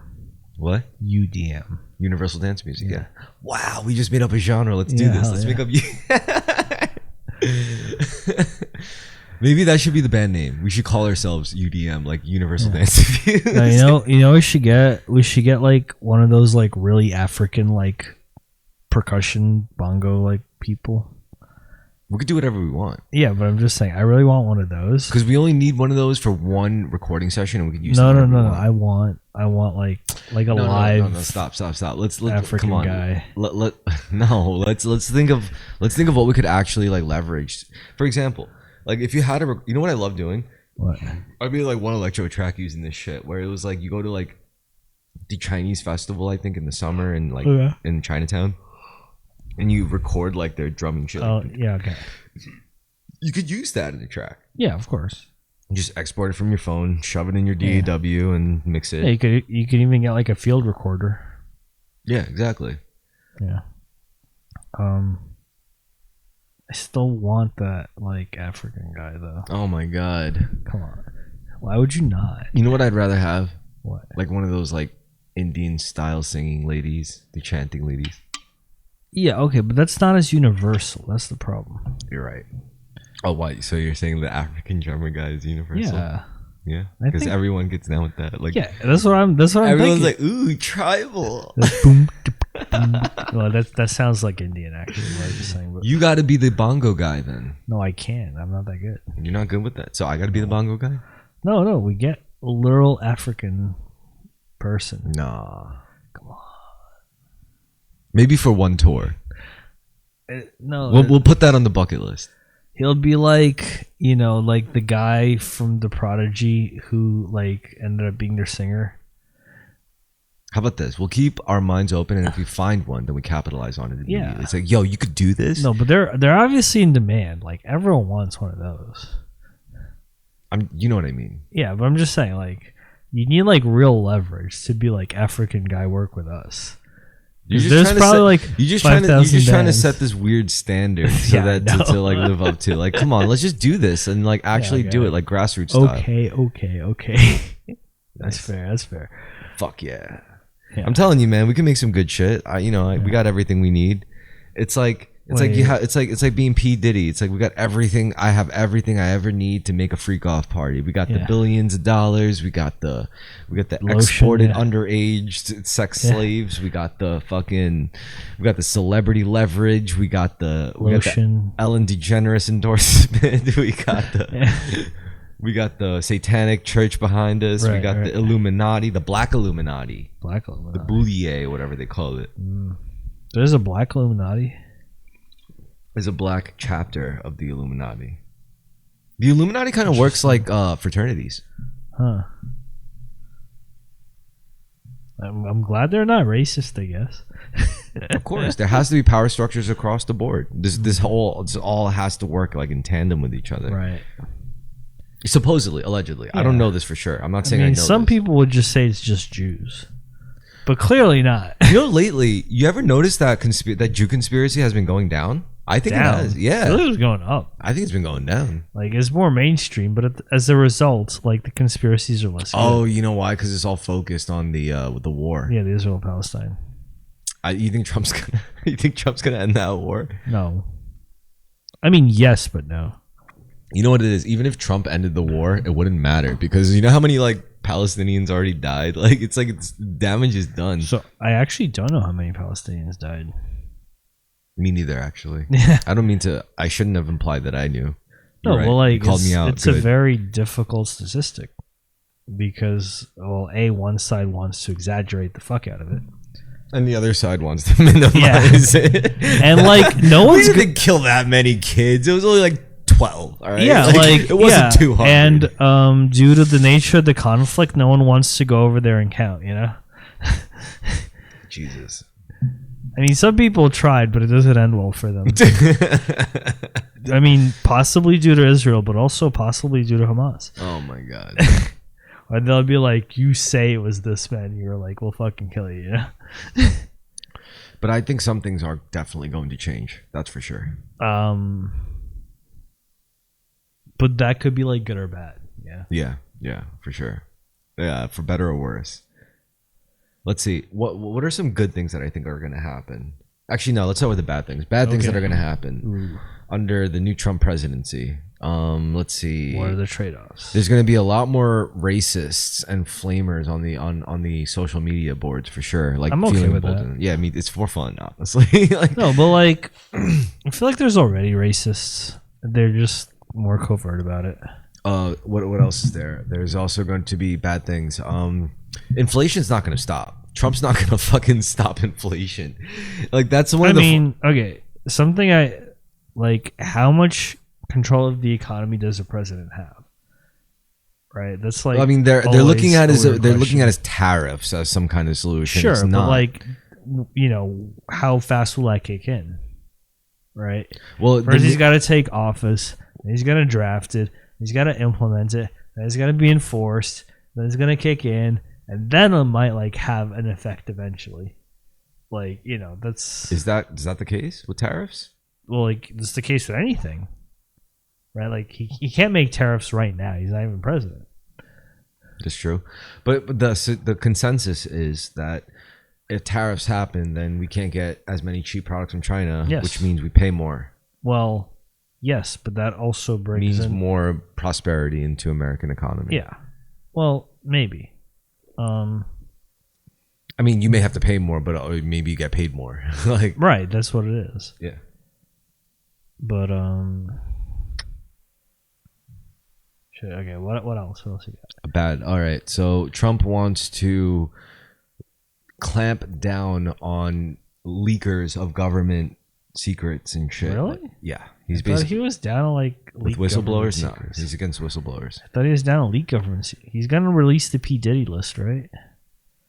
I guess that's not a government secret. Oh shit. Maybe I don't know. He's gonna release the Epstein client list, right? No, maybe he's not gonna release No. any of this shit. Why is he on it? Holy shit. Maybe he's not even gonna release the UFO shit. No. And he's gonna clamp down on people who are trying to come forward with like UFO shit. Wait. Did I go on my? Oh my god! I just realized that actually might be Trump. A Trump presidency might be horrible for like UFO whistleblowers, because at least under Kamala, she would no way be able to stop like. No, that's true. She would no way be able to stop like intelligence officers just having a conscience and be like, you know what? Fuck this bitch. I'm gonna talk about this shit. What the fuck is she gonna? Whereas Trump under president is gonna be like, are you talking about Area 51 before Congress, boy? I'm gonna fucking Trump you out of existence, yo. Like, Okay. Wait, did I go on the rant with you about the SpaceX? no.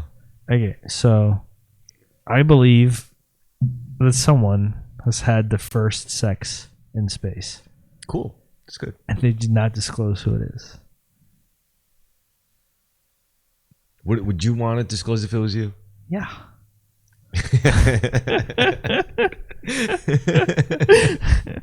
Yeah. I'm just saying, like, for all you know, they could have had gay sex in space. For all you know, you could have had like gay sex on like the fucking moon lander. I bet it was. I would bet money that There was like a husband and wife up there. I would bet about $5,000 that it was P in the V. Sure, but I'm saying, and you know what? The first. why don't they tell us? Why don't they tell us who did Here's it? the deal. I bet you that shit wasn't even real. I bet you the first sex in space happened a long time ago. We're talking 50s, 60s. That's what I mean. Oh. Yeah. Oh, so they confirmed that? No, I want it confirmed. Oh, whether who was in the 50s or the 60s? I don't care. I just want to know. I just want to know who had the first sex in space. Why? Because it's weird that they're not telling us. If I had sex in space and I didn't tell you, would you be pissed? Yeah. Really? Yeah. Really? Dude, okay. I remember having this argument with my girlfriend. Now my ex-girlfriend. Because I was like, yo, if you ever became president, you tell me who had sex in space, right? And she's like, no. I'm going to keep that shit a secret. And I'm like, that's fucked up. You can't even tell me, like, if I'm your husband at that point. She's like, no. And I'm like, I can't abide by that. That's why you broke up with her. That's one of the reasons. Oh my god. All right, so yeah, if I promise you, if I have sex in space covertly, even, I'll tell you in secret. Yeah, sure. Like, okay, for all we know, like the fucking Jeff Bezos or Virgin Galactic, You know, when they got up there, Just sex parties. all fucking day. orgy. Yeah, like it's possible. Zero G And they sex. just did not say shit. Zero G billionaire sex. I'm just saying this. You know, what the fuck? Off camera, they brought hookers in the shuttle. Yeah, like probably like the hottest girls got to go up there. It's like And just like fucking it's like, they were you know, like they were suck slurping, William Shatner's dick. They were slurping like jizz slopes and like Yeah. zero G. Like I'm just saying, like what, like why do they not tell us about this? Well, it's fascinating, sure, but I wouldn't want to tell people about that. No, but like it's like a record. It's like a world record, you know. Like if you're like the fastest runner, like Well, people the want problem, to know. here's the problem. The problem is this: anyone who would talk about it, they probably wouldn't be letting them up there. I would do it. I would talk about it, but that's probably why they'll never let me up there. You know, like, Dude, like, but like I'm pretty sure like NASA did like experiments on sex in space. of course, There's Since, no like, the way 50s. they did it. Since like the 50s, exactly. And like they never published those results. They can't because it was. I mean, it's undignified. They blown up their spot. Do you ever think about that? Like, what space travel must have been like for like people in the fucking like Cold War era and shit? Yeah, it was. I mean, okay. You ever seen videos of like World War II aircraft? Yeah. Like, you ever seen what they look like inside? Yeah, like the shacks. They're like very Spartan. Yeah. Or like, okay, you ever been on like an old boat? Yeah. Like, you know. Yeah, and like one of those like memorial events, and they were parked up, and you get to tour. Yeah. It's like weirdly cramped. It's like it doesn't feel Spacious. like modern things. Well, even the modern ones are kind of cramped. Right, but I'm saying like you feel like the space premium, right? Like all the stairs are like too vertical. Yeah. All like the doors like too short. All the rooms are like too small. Yes. Like Like a little bit. yeah. So like, you know, if you look at like a bomber from World War II, it's like it doesn't have It's like a lean-to. It's like super lean. Yeah. Yeah, it's just like everything's exposed, everything's like cramped, everything's small, everything's awkward. Like It's like an RV that flies in the air. no, RVs tend to be more comfort design. No, it's like a cabin, like a trailer that flies in the air. Even those like a trailer is more space. Like this is like something else. It's like a flying sauna that doesn't steam but might drop on. Saunas are comfy. I'm saying like it's clear that like the people inside are not the priority. You know, Yeah. like we just give you just enough room to get through this Function over fashion, because bro. you need to. But like you know like the fuel economy, like the carrying capacity of the plane takes priority over your ability to like walk through it. My sister's in military service. Yeah, She's in the Army I Reserves. even know you had a sister. Half sister. Okay, She was in the Army Reserves. She just came back from Libya. how does she feel? She said it was really. She didn't say much about it. She just said it was kind of boring. Yeah, I can see that. It's Libya. Houthis. That's the main threat. Ooh. Well, did she see any active combat or No. Okay, well then yeah. Well, not that it's a bad thing. Like Yeah. I have some people I know or friends who like saw active combat. Didn't go like they don't feel good about In it. general, America's been very cagey about engaging in war. Good, maybe. Well, Maybe they can't. no. Okay, I think I will always say that Obama fucked this up when he was like no boots on the ground. Like you always want to threaten boots on the ground. Do you think the But military you never industrial wanna do complex is losing power in America, especially? I mean, even though the MIC is global. In what sense? Like the interests of the MIC, which is a global entity, is losing interest in America and gaining more interest elsewhere, like in Russia or China or Asia. No. I mean, you have to be more specific. The military-industrial complex. Yes, It's like a I know. machine. That No, I know what the military industrial. I'm saying like, what do you mean by losing interest in America? I mean, they're losing interest in America, as in America doesn't engage or conduct or generate enough warfare scenarios to be able to like be a profitable entity in the game, you know? Yeah, that's okay. Yeah, exactly. So that's what I'm saying. Like, maybe that's what we're seeing now. Like, America engaging in less war and shit and just more on fucking identity politics. I don't know. Like, whatever. Like, selling electronic cars. No, like, at my job, I work with military contractors. They're still going for it, yeah. Yeah, but Like, we don't make military equipment, but we do like research stuff. I mean, think about it. Like, domestic threats are down. When was the last time we had a domestic shooting or a bombing? Well, but that doesn't mean there's less demand. Like, it could just be like, No, I'm saying they're maybe the cracking down on it more. demand is meeting the need now. Finally, that's what I mean. yeah. Yeah, so I'm saying, like, that doesn't mean there's less spending or less interest. No, definitely not. Like, just because there's no, like, just because the problems are solved doesn't mean. You ever heard of Palantir? Yeah, of course. Yeah. Yeah. Do you have any positions in Palantir?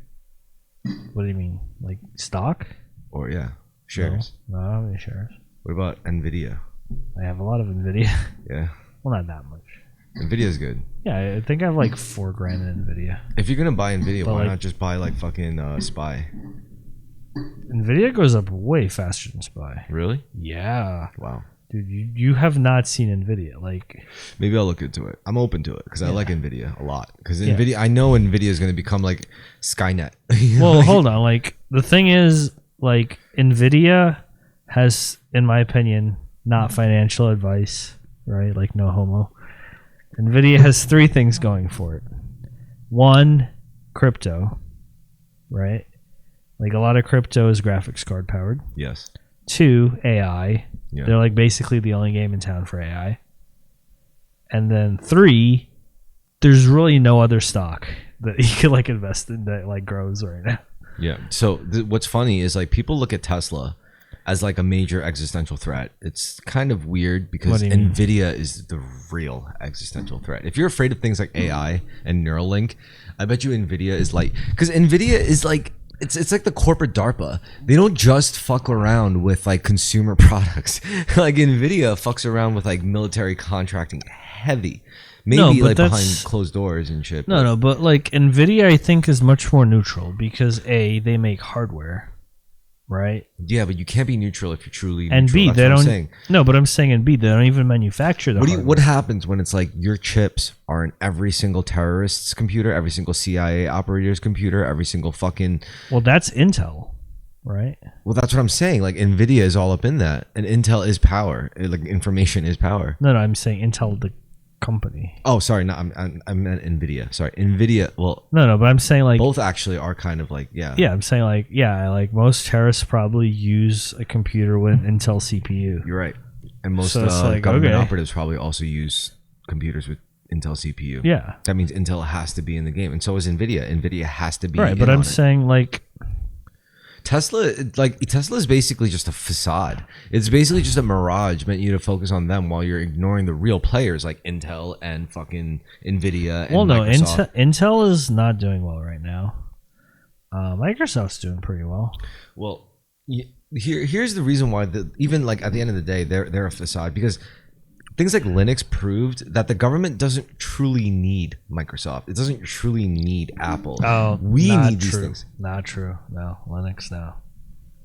No. No. I'm saying the Unix concept, which means the government is perfectly capable of making their own operating system. Ooh, no. You don't think so? No, hard no. Well, okay. I would say what might prove the government is capable of doing that is all the Snowden files, right? Like the fact that they They got have like that these military advanced ass like spider Yeah. systems that could fucking yeah, like that proves it. Fine.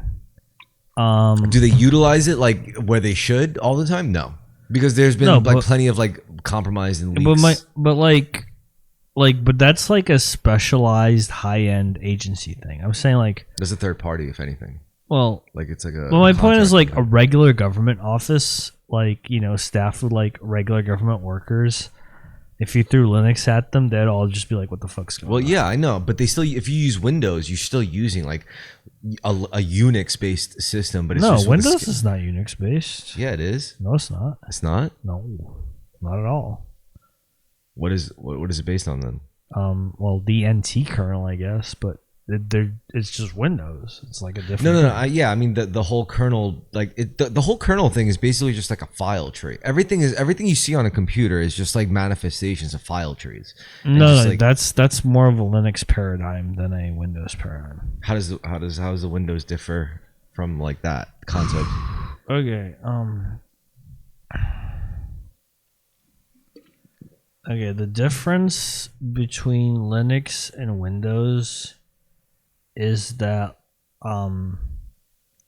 is the default stuff they provide and how the programs on top use the stuff they provide.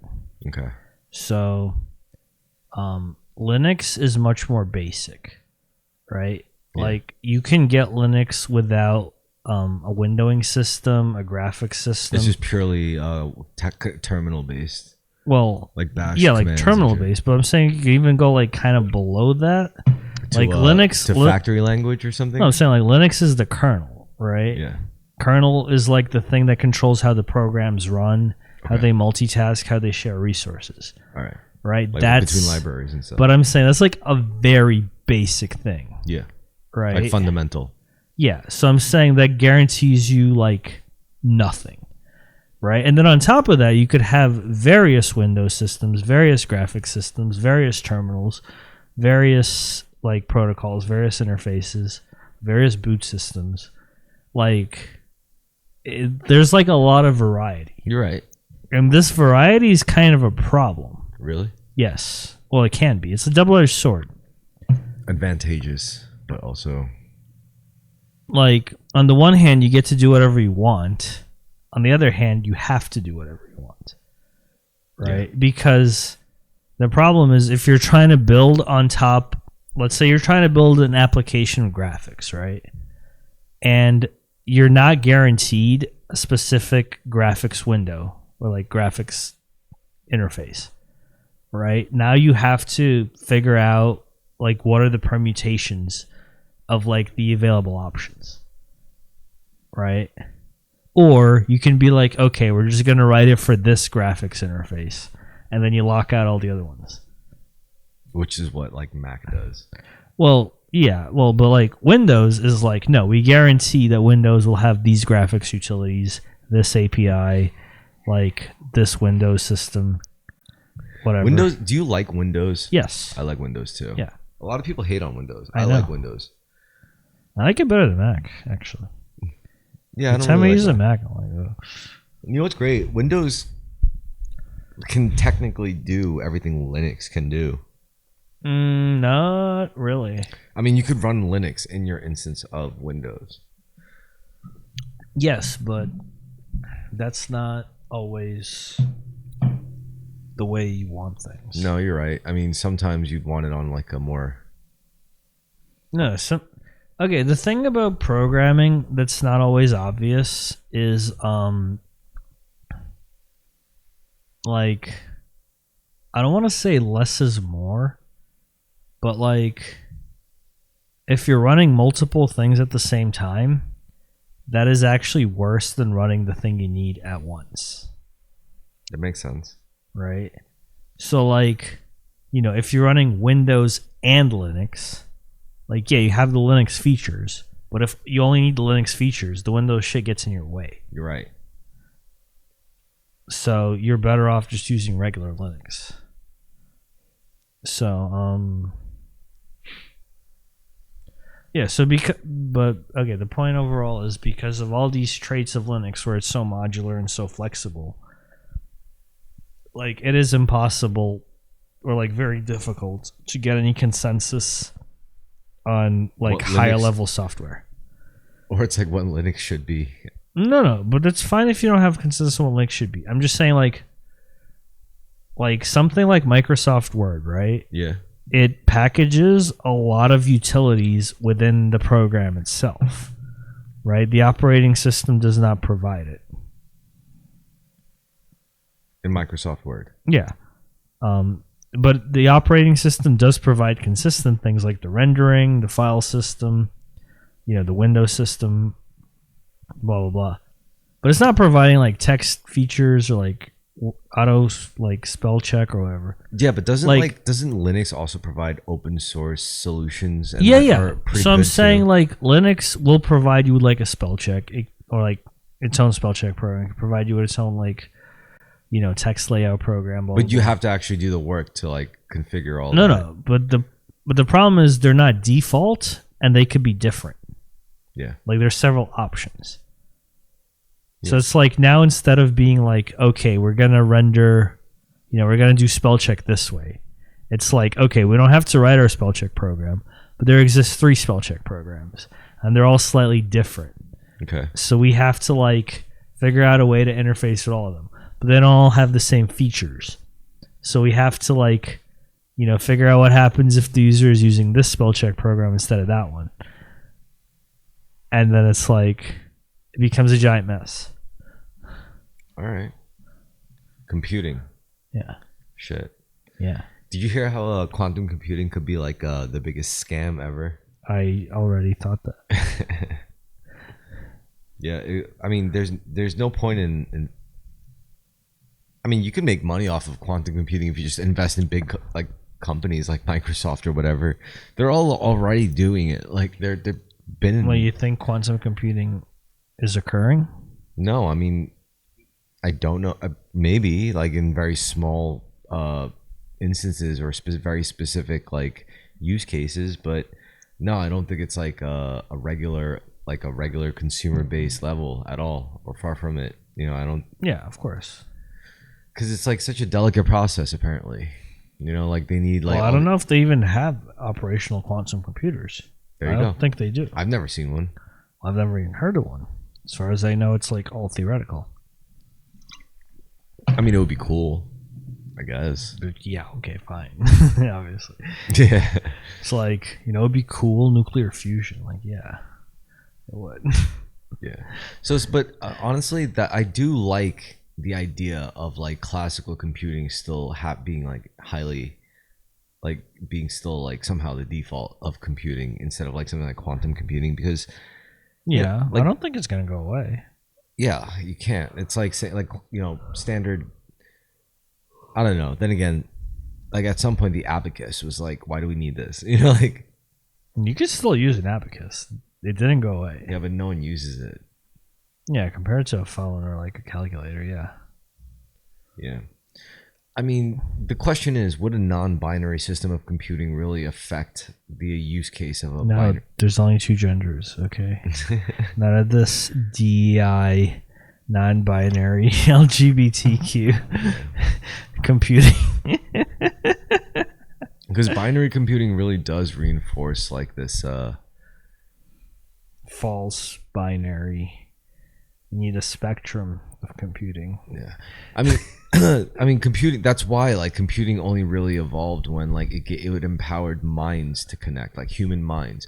When everyone just had a personal computer to store files, it's like, all right, that's great. You could put text in a digital file and you could store it in a file tree or whatever.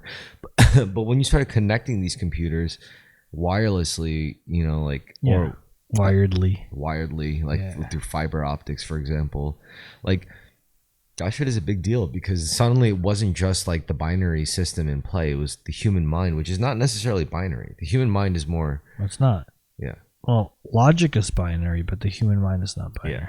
That's why it was more interesting. That's when computing became really fucking crazy, because when you connect human minds to computing, it's like, it's not just computing anymore. It's suddenly psychology based too. Sure.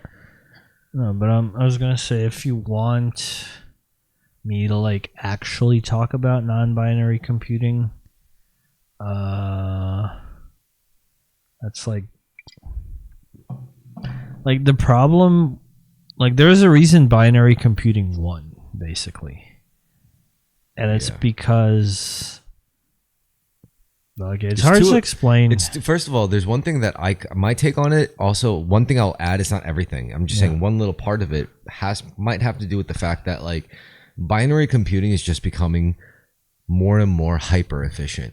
Like Yeah, you, of you know course. that whole theory about how our chips are just like it's getting like smaller and smaller Yeah. in terms of like all the amount of data we could store in like memory cards and shit over a span of certain times. It's like We were only able to store 128 megabytes in like Yeah. cartridges, and now we could store like gigs and Yeah. terabytes and Yeah, of like course. smaller and smaller Yes. things. That probably is a big. I mean, that has something to because Yes. yeah. Yeah. I mean, at this rate, it's only going to get more.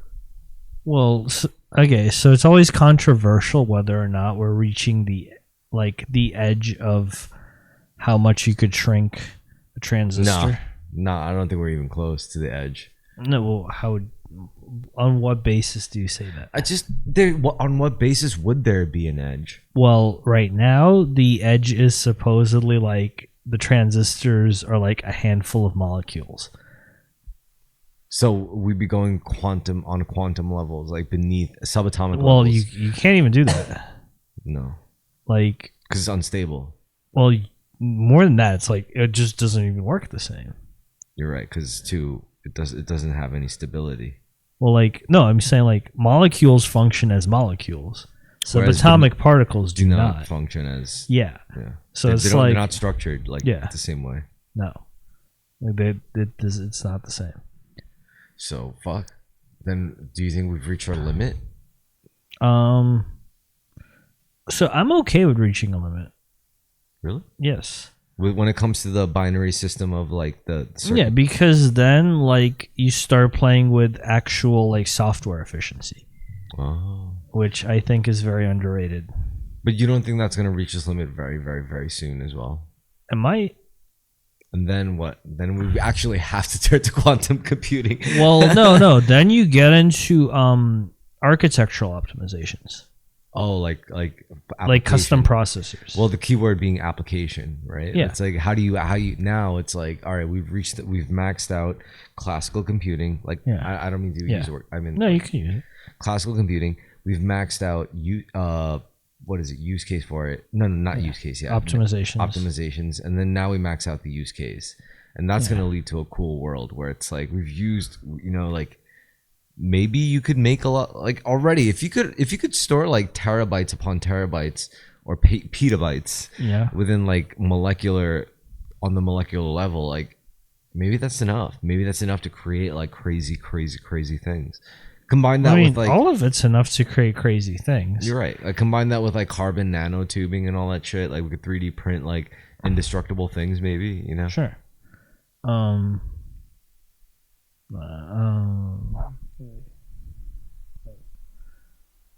We never talk about AI because like I never really. Okay, can I go pee? How long has this podcast been so far? Let's see, how much White Claw do I have left? I got a couple of sips left. You know what? We could leave it off here. Let's have some closing statements. You got any closing statements? Well, no, we could talk about AI then. If that's like the last conversation, I'll talk about AI. All right, let's take a break. Well, no. Oh, you want to talk about AI? Yeah, that would be like the last conversation. All right, fine. Let's talk about AI as the last conversation. Yeah. Okay, what about it? All right, so AI. I don't know. It doesn't seem like a big deal. It just seems like a more convenient, like, virtual assistant. Okay, so... Let me steal a beer. Yeah, go for it. Yeah, so my theory on AI... I got it. Okay. Is I think it's twofold. I think first, most people just really want a better search with it. Yeah. Right? Okay. So, like, they just want to be able to type in, like, a natural question. Like, can you write me a letter? Well, I mean, okay, that's the second case. So the first case is like, like how does X thing work? How, like what is like, queries, but like in natural language. How does a person get a job? Yeah, it's sure. Like, oh, you got to write a portfolio. It's like, please generate a portfolio. Well, the second case is generative. Yeah. But the first case I'm saying is like inquisitive. No, I'm saying like people want like a Google search that's like more intuitive. Yes. Right. But they want it accurate. And I think the big failing is that, like citing sources of truth. Yes. Right, because right now AI can like lie to you or like hallucinate. Yes. Right, so you want it to be able to say like, how do I know this is true? You almost have to set your own parameters. Then it's like, all right, the AI cannot lie about this brownie, fucking recipe. Like, well, but what's like a lie about a brownie recipe? Exactly. What counts as a brownie? Exactly. Well, what is the brownie threshold? Oh, that's why it's a problem. I see now. Okay, yeah. All right, it is a problem. if you're like, okay, like cut down, a tree and I guess harvest but the it's all sap, based on public like consensus. Delia. But it's based on public consensus anyway, because that's what it draws from.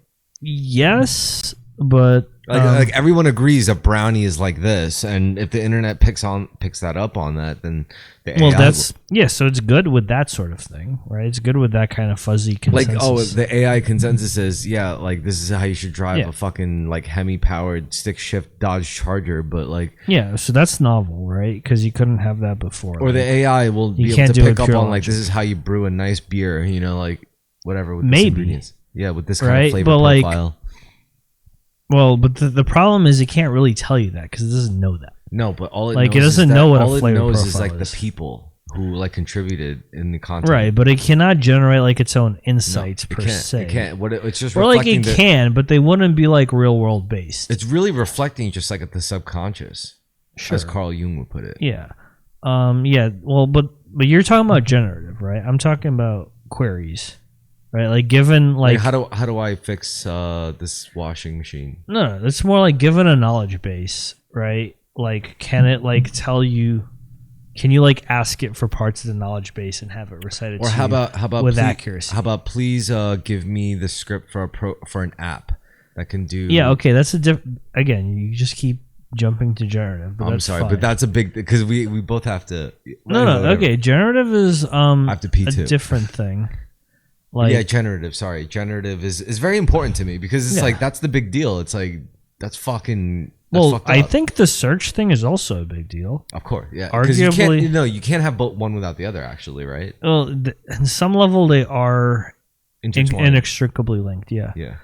But yeah, generative is like, make a bunch of inference from existing things to like create a thing that I want. Not necessarily novel, but it is useful.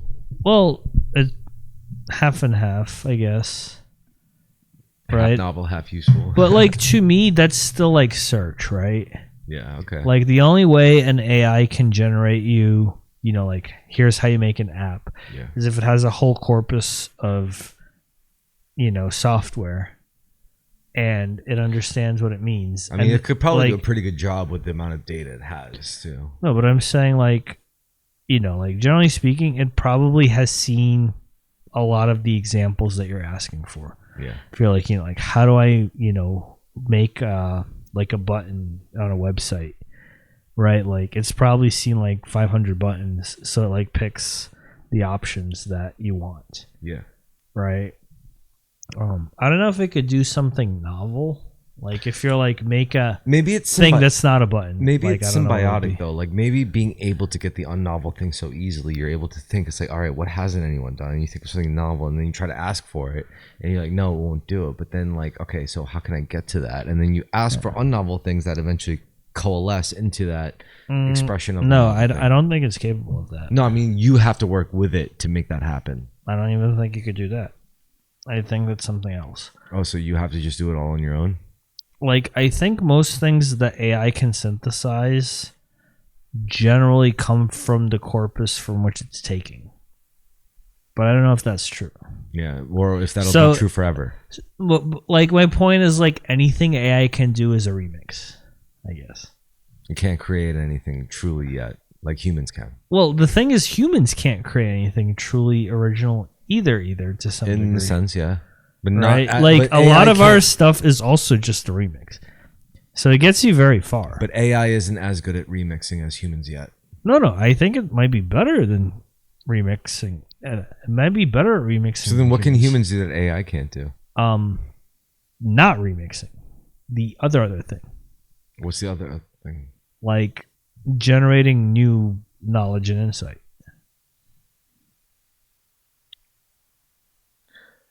Who's the last person that generated new knowledge and insight? We're doing it all the time. In what sense?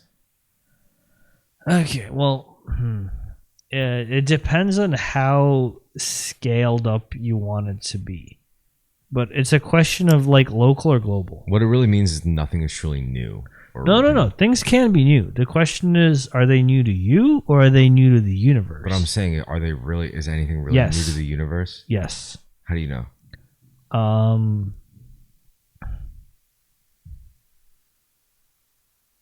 I could tell you, but it's hard to explain. It's basically like, to me, it's like a question of why do you need to do computation, right?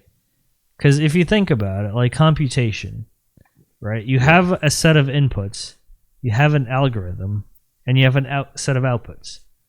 For any given set of inputs, you will have the same set of outputs, right? Yeah. But why do you need to go through the process to generate the outputs? Like, it is inevitable that the set of inputs will lead to that set of outputs. But until you go through the work of generating it, it will not be generated. Yeah. Right? Yeah.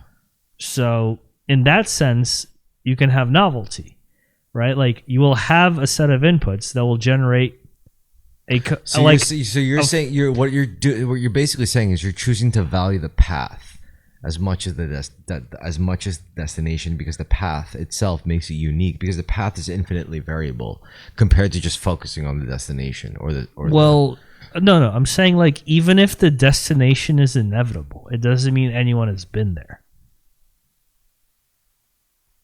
How can you be sure of that? Well, like, okay, like, imagine the Earth, right? And you're a human. Yeah. Right? Like, you can, maybe not now, but like I'm in saying, the past. remember like Pantheon?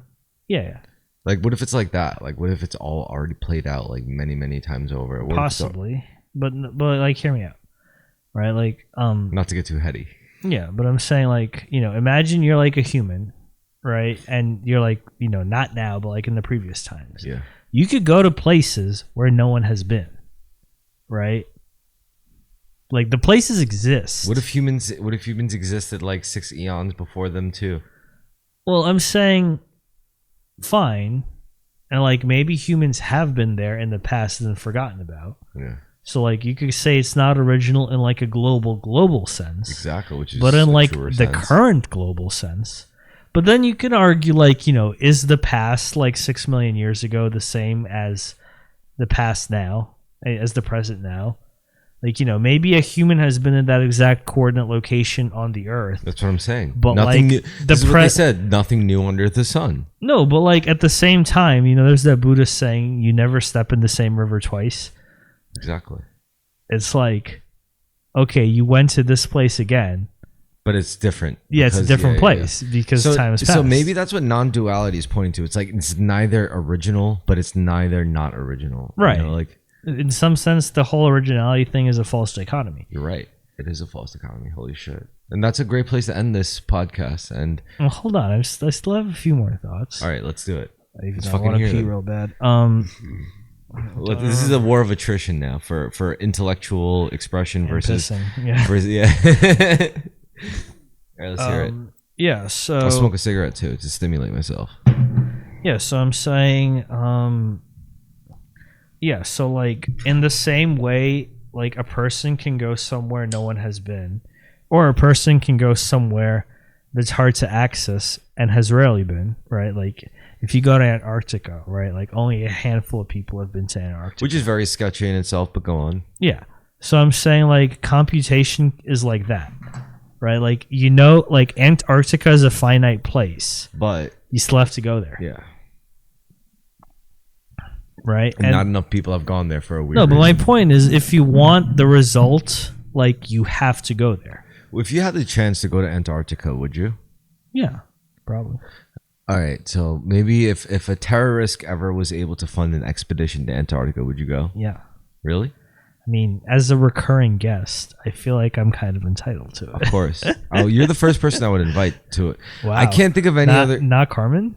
Carmen? Yeah. I would invite him too. I would want as many people that would be okay. Well, then I'm not the first person. No, you are. I'm saying you're the first person I would ask out of everyone. Right. Okay. Because like I Sorry, don't think Carmen. No, because Carmen is more of a cultural. He's more of a cultural savant. He's not really like into. Well, I'm sure he'd be about it. Yeah, I hope right. he'd be about it. Because as a cultural savant, if you go to Antarctica, you could bring that to your culture. Be Right. like, bitch, I went to Antarctica. Yeah, exactly. Yeah, I'll fuck with that. Yeah. Like, you definitely want at least one conspiracy, like Antarctica conspiracy person. I'm definitely that guy. Like, well, I'm not that guy. I am that guy. I do believe there's some weird shit going on in Antarctica because of the way Yeah, but good luck exploring it. Like, I would say bring someone who'd be down to, like, go hard in Antarctica. Because I'm not going hard in Antarctica. I don't want to die like that. Yeah. Or it's like... Like, get someone who's, like, strong and, like... You could go to Nevada. cold. You could go to Nevada and just walk in the wrong place over a certain line, and, like, you'll have the white SUV with tinted windows come, and it's like they come out. It's like guys in camo, and they're clearly soldiers, like, but they don't have any insignia, no fucking rank, and they just have guns, and it's like, yo, they'll point it at you. It's like... You're gonna step away from this right now. It's like you're either gonna die right there or you're gonna step away. Die right there. Why would you ever pick to die right there? Exactly. But some people don't have a choice, right? Because they go too deep. You know, like there's gaps in like Area 51, OPSEC. Like and they just have to shoot you because you know too much. No. You could like the wrong. It's basically the wrong thing at the wrong time. For example, if you're a normal person and we go too deep. Yeah. And then we go too deep, and you'll have a little more soldiers than usual coming pointing their guns at you. You and me would be like, "We're so sorry. Please don't fucking kill us. Take us back." Some guys are just unstable. Some guys are just okay. That's a different thing. But you know what I'm saying? Yeah. Like it's like you go too deep as the wrong person, then you're gonna die. You're gonna get shot. You know what that makes me think of? What? Okay, you know when you're playing a video game and there's like the level barrier. Yeah. But they don't want it's a mentality at that point. It's like, are you gonna run or are you gonna stay? No. But I'm saying, it's like sometimes, like if you're swim too far, like a sharky too. Yeah. Or like it's like at that point, fight or flight doesn't matter. At that point, it's like no. But I'm saying, like some people are like, yeah, let me just see how far I get till the shark eats me. You think so? You think some people went that deep into Area 51 shit where they're like, even when the guys in camo came, they're like, "Fuck you, I know my rights." Blah blah blah blah. And then it's like, no, those guys would get shot. I'm saying they would like avoid the camo guys. They'll like get past them. They'll like be inside. They'd be like talking to the scientists, like, you think so? And the scientists are like, "The fuck is this guy?" You think so? And like, what do we do about it? Like, should we report him? Like, what do we tell him? Yeah. Like, he saw the thing. Like, he has to die now. You ever heard of Bob Lazar? Vaguely, it sounds familiar. Anyway, well, you had other thoughts about what we were talking about computing. No, I'm done. I have to pee. All right, let's do it. Anyway, good night, everybody. Sorry. Peace.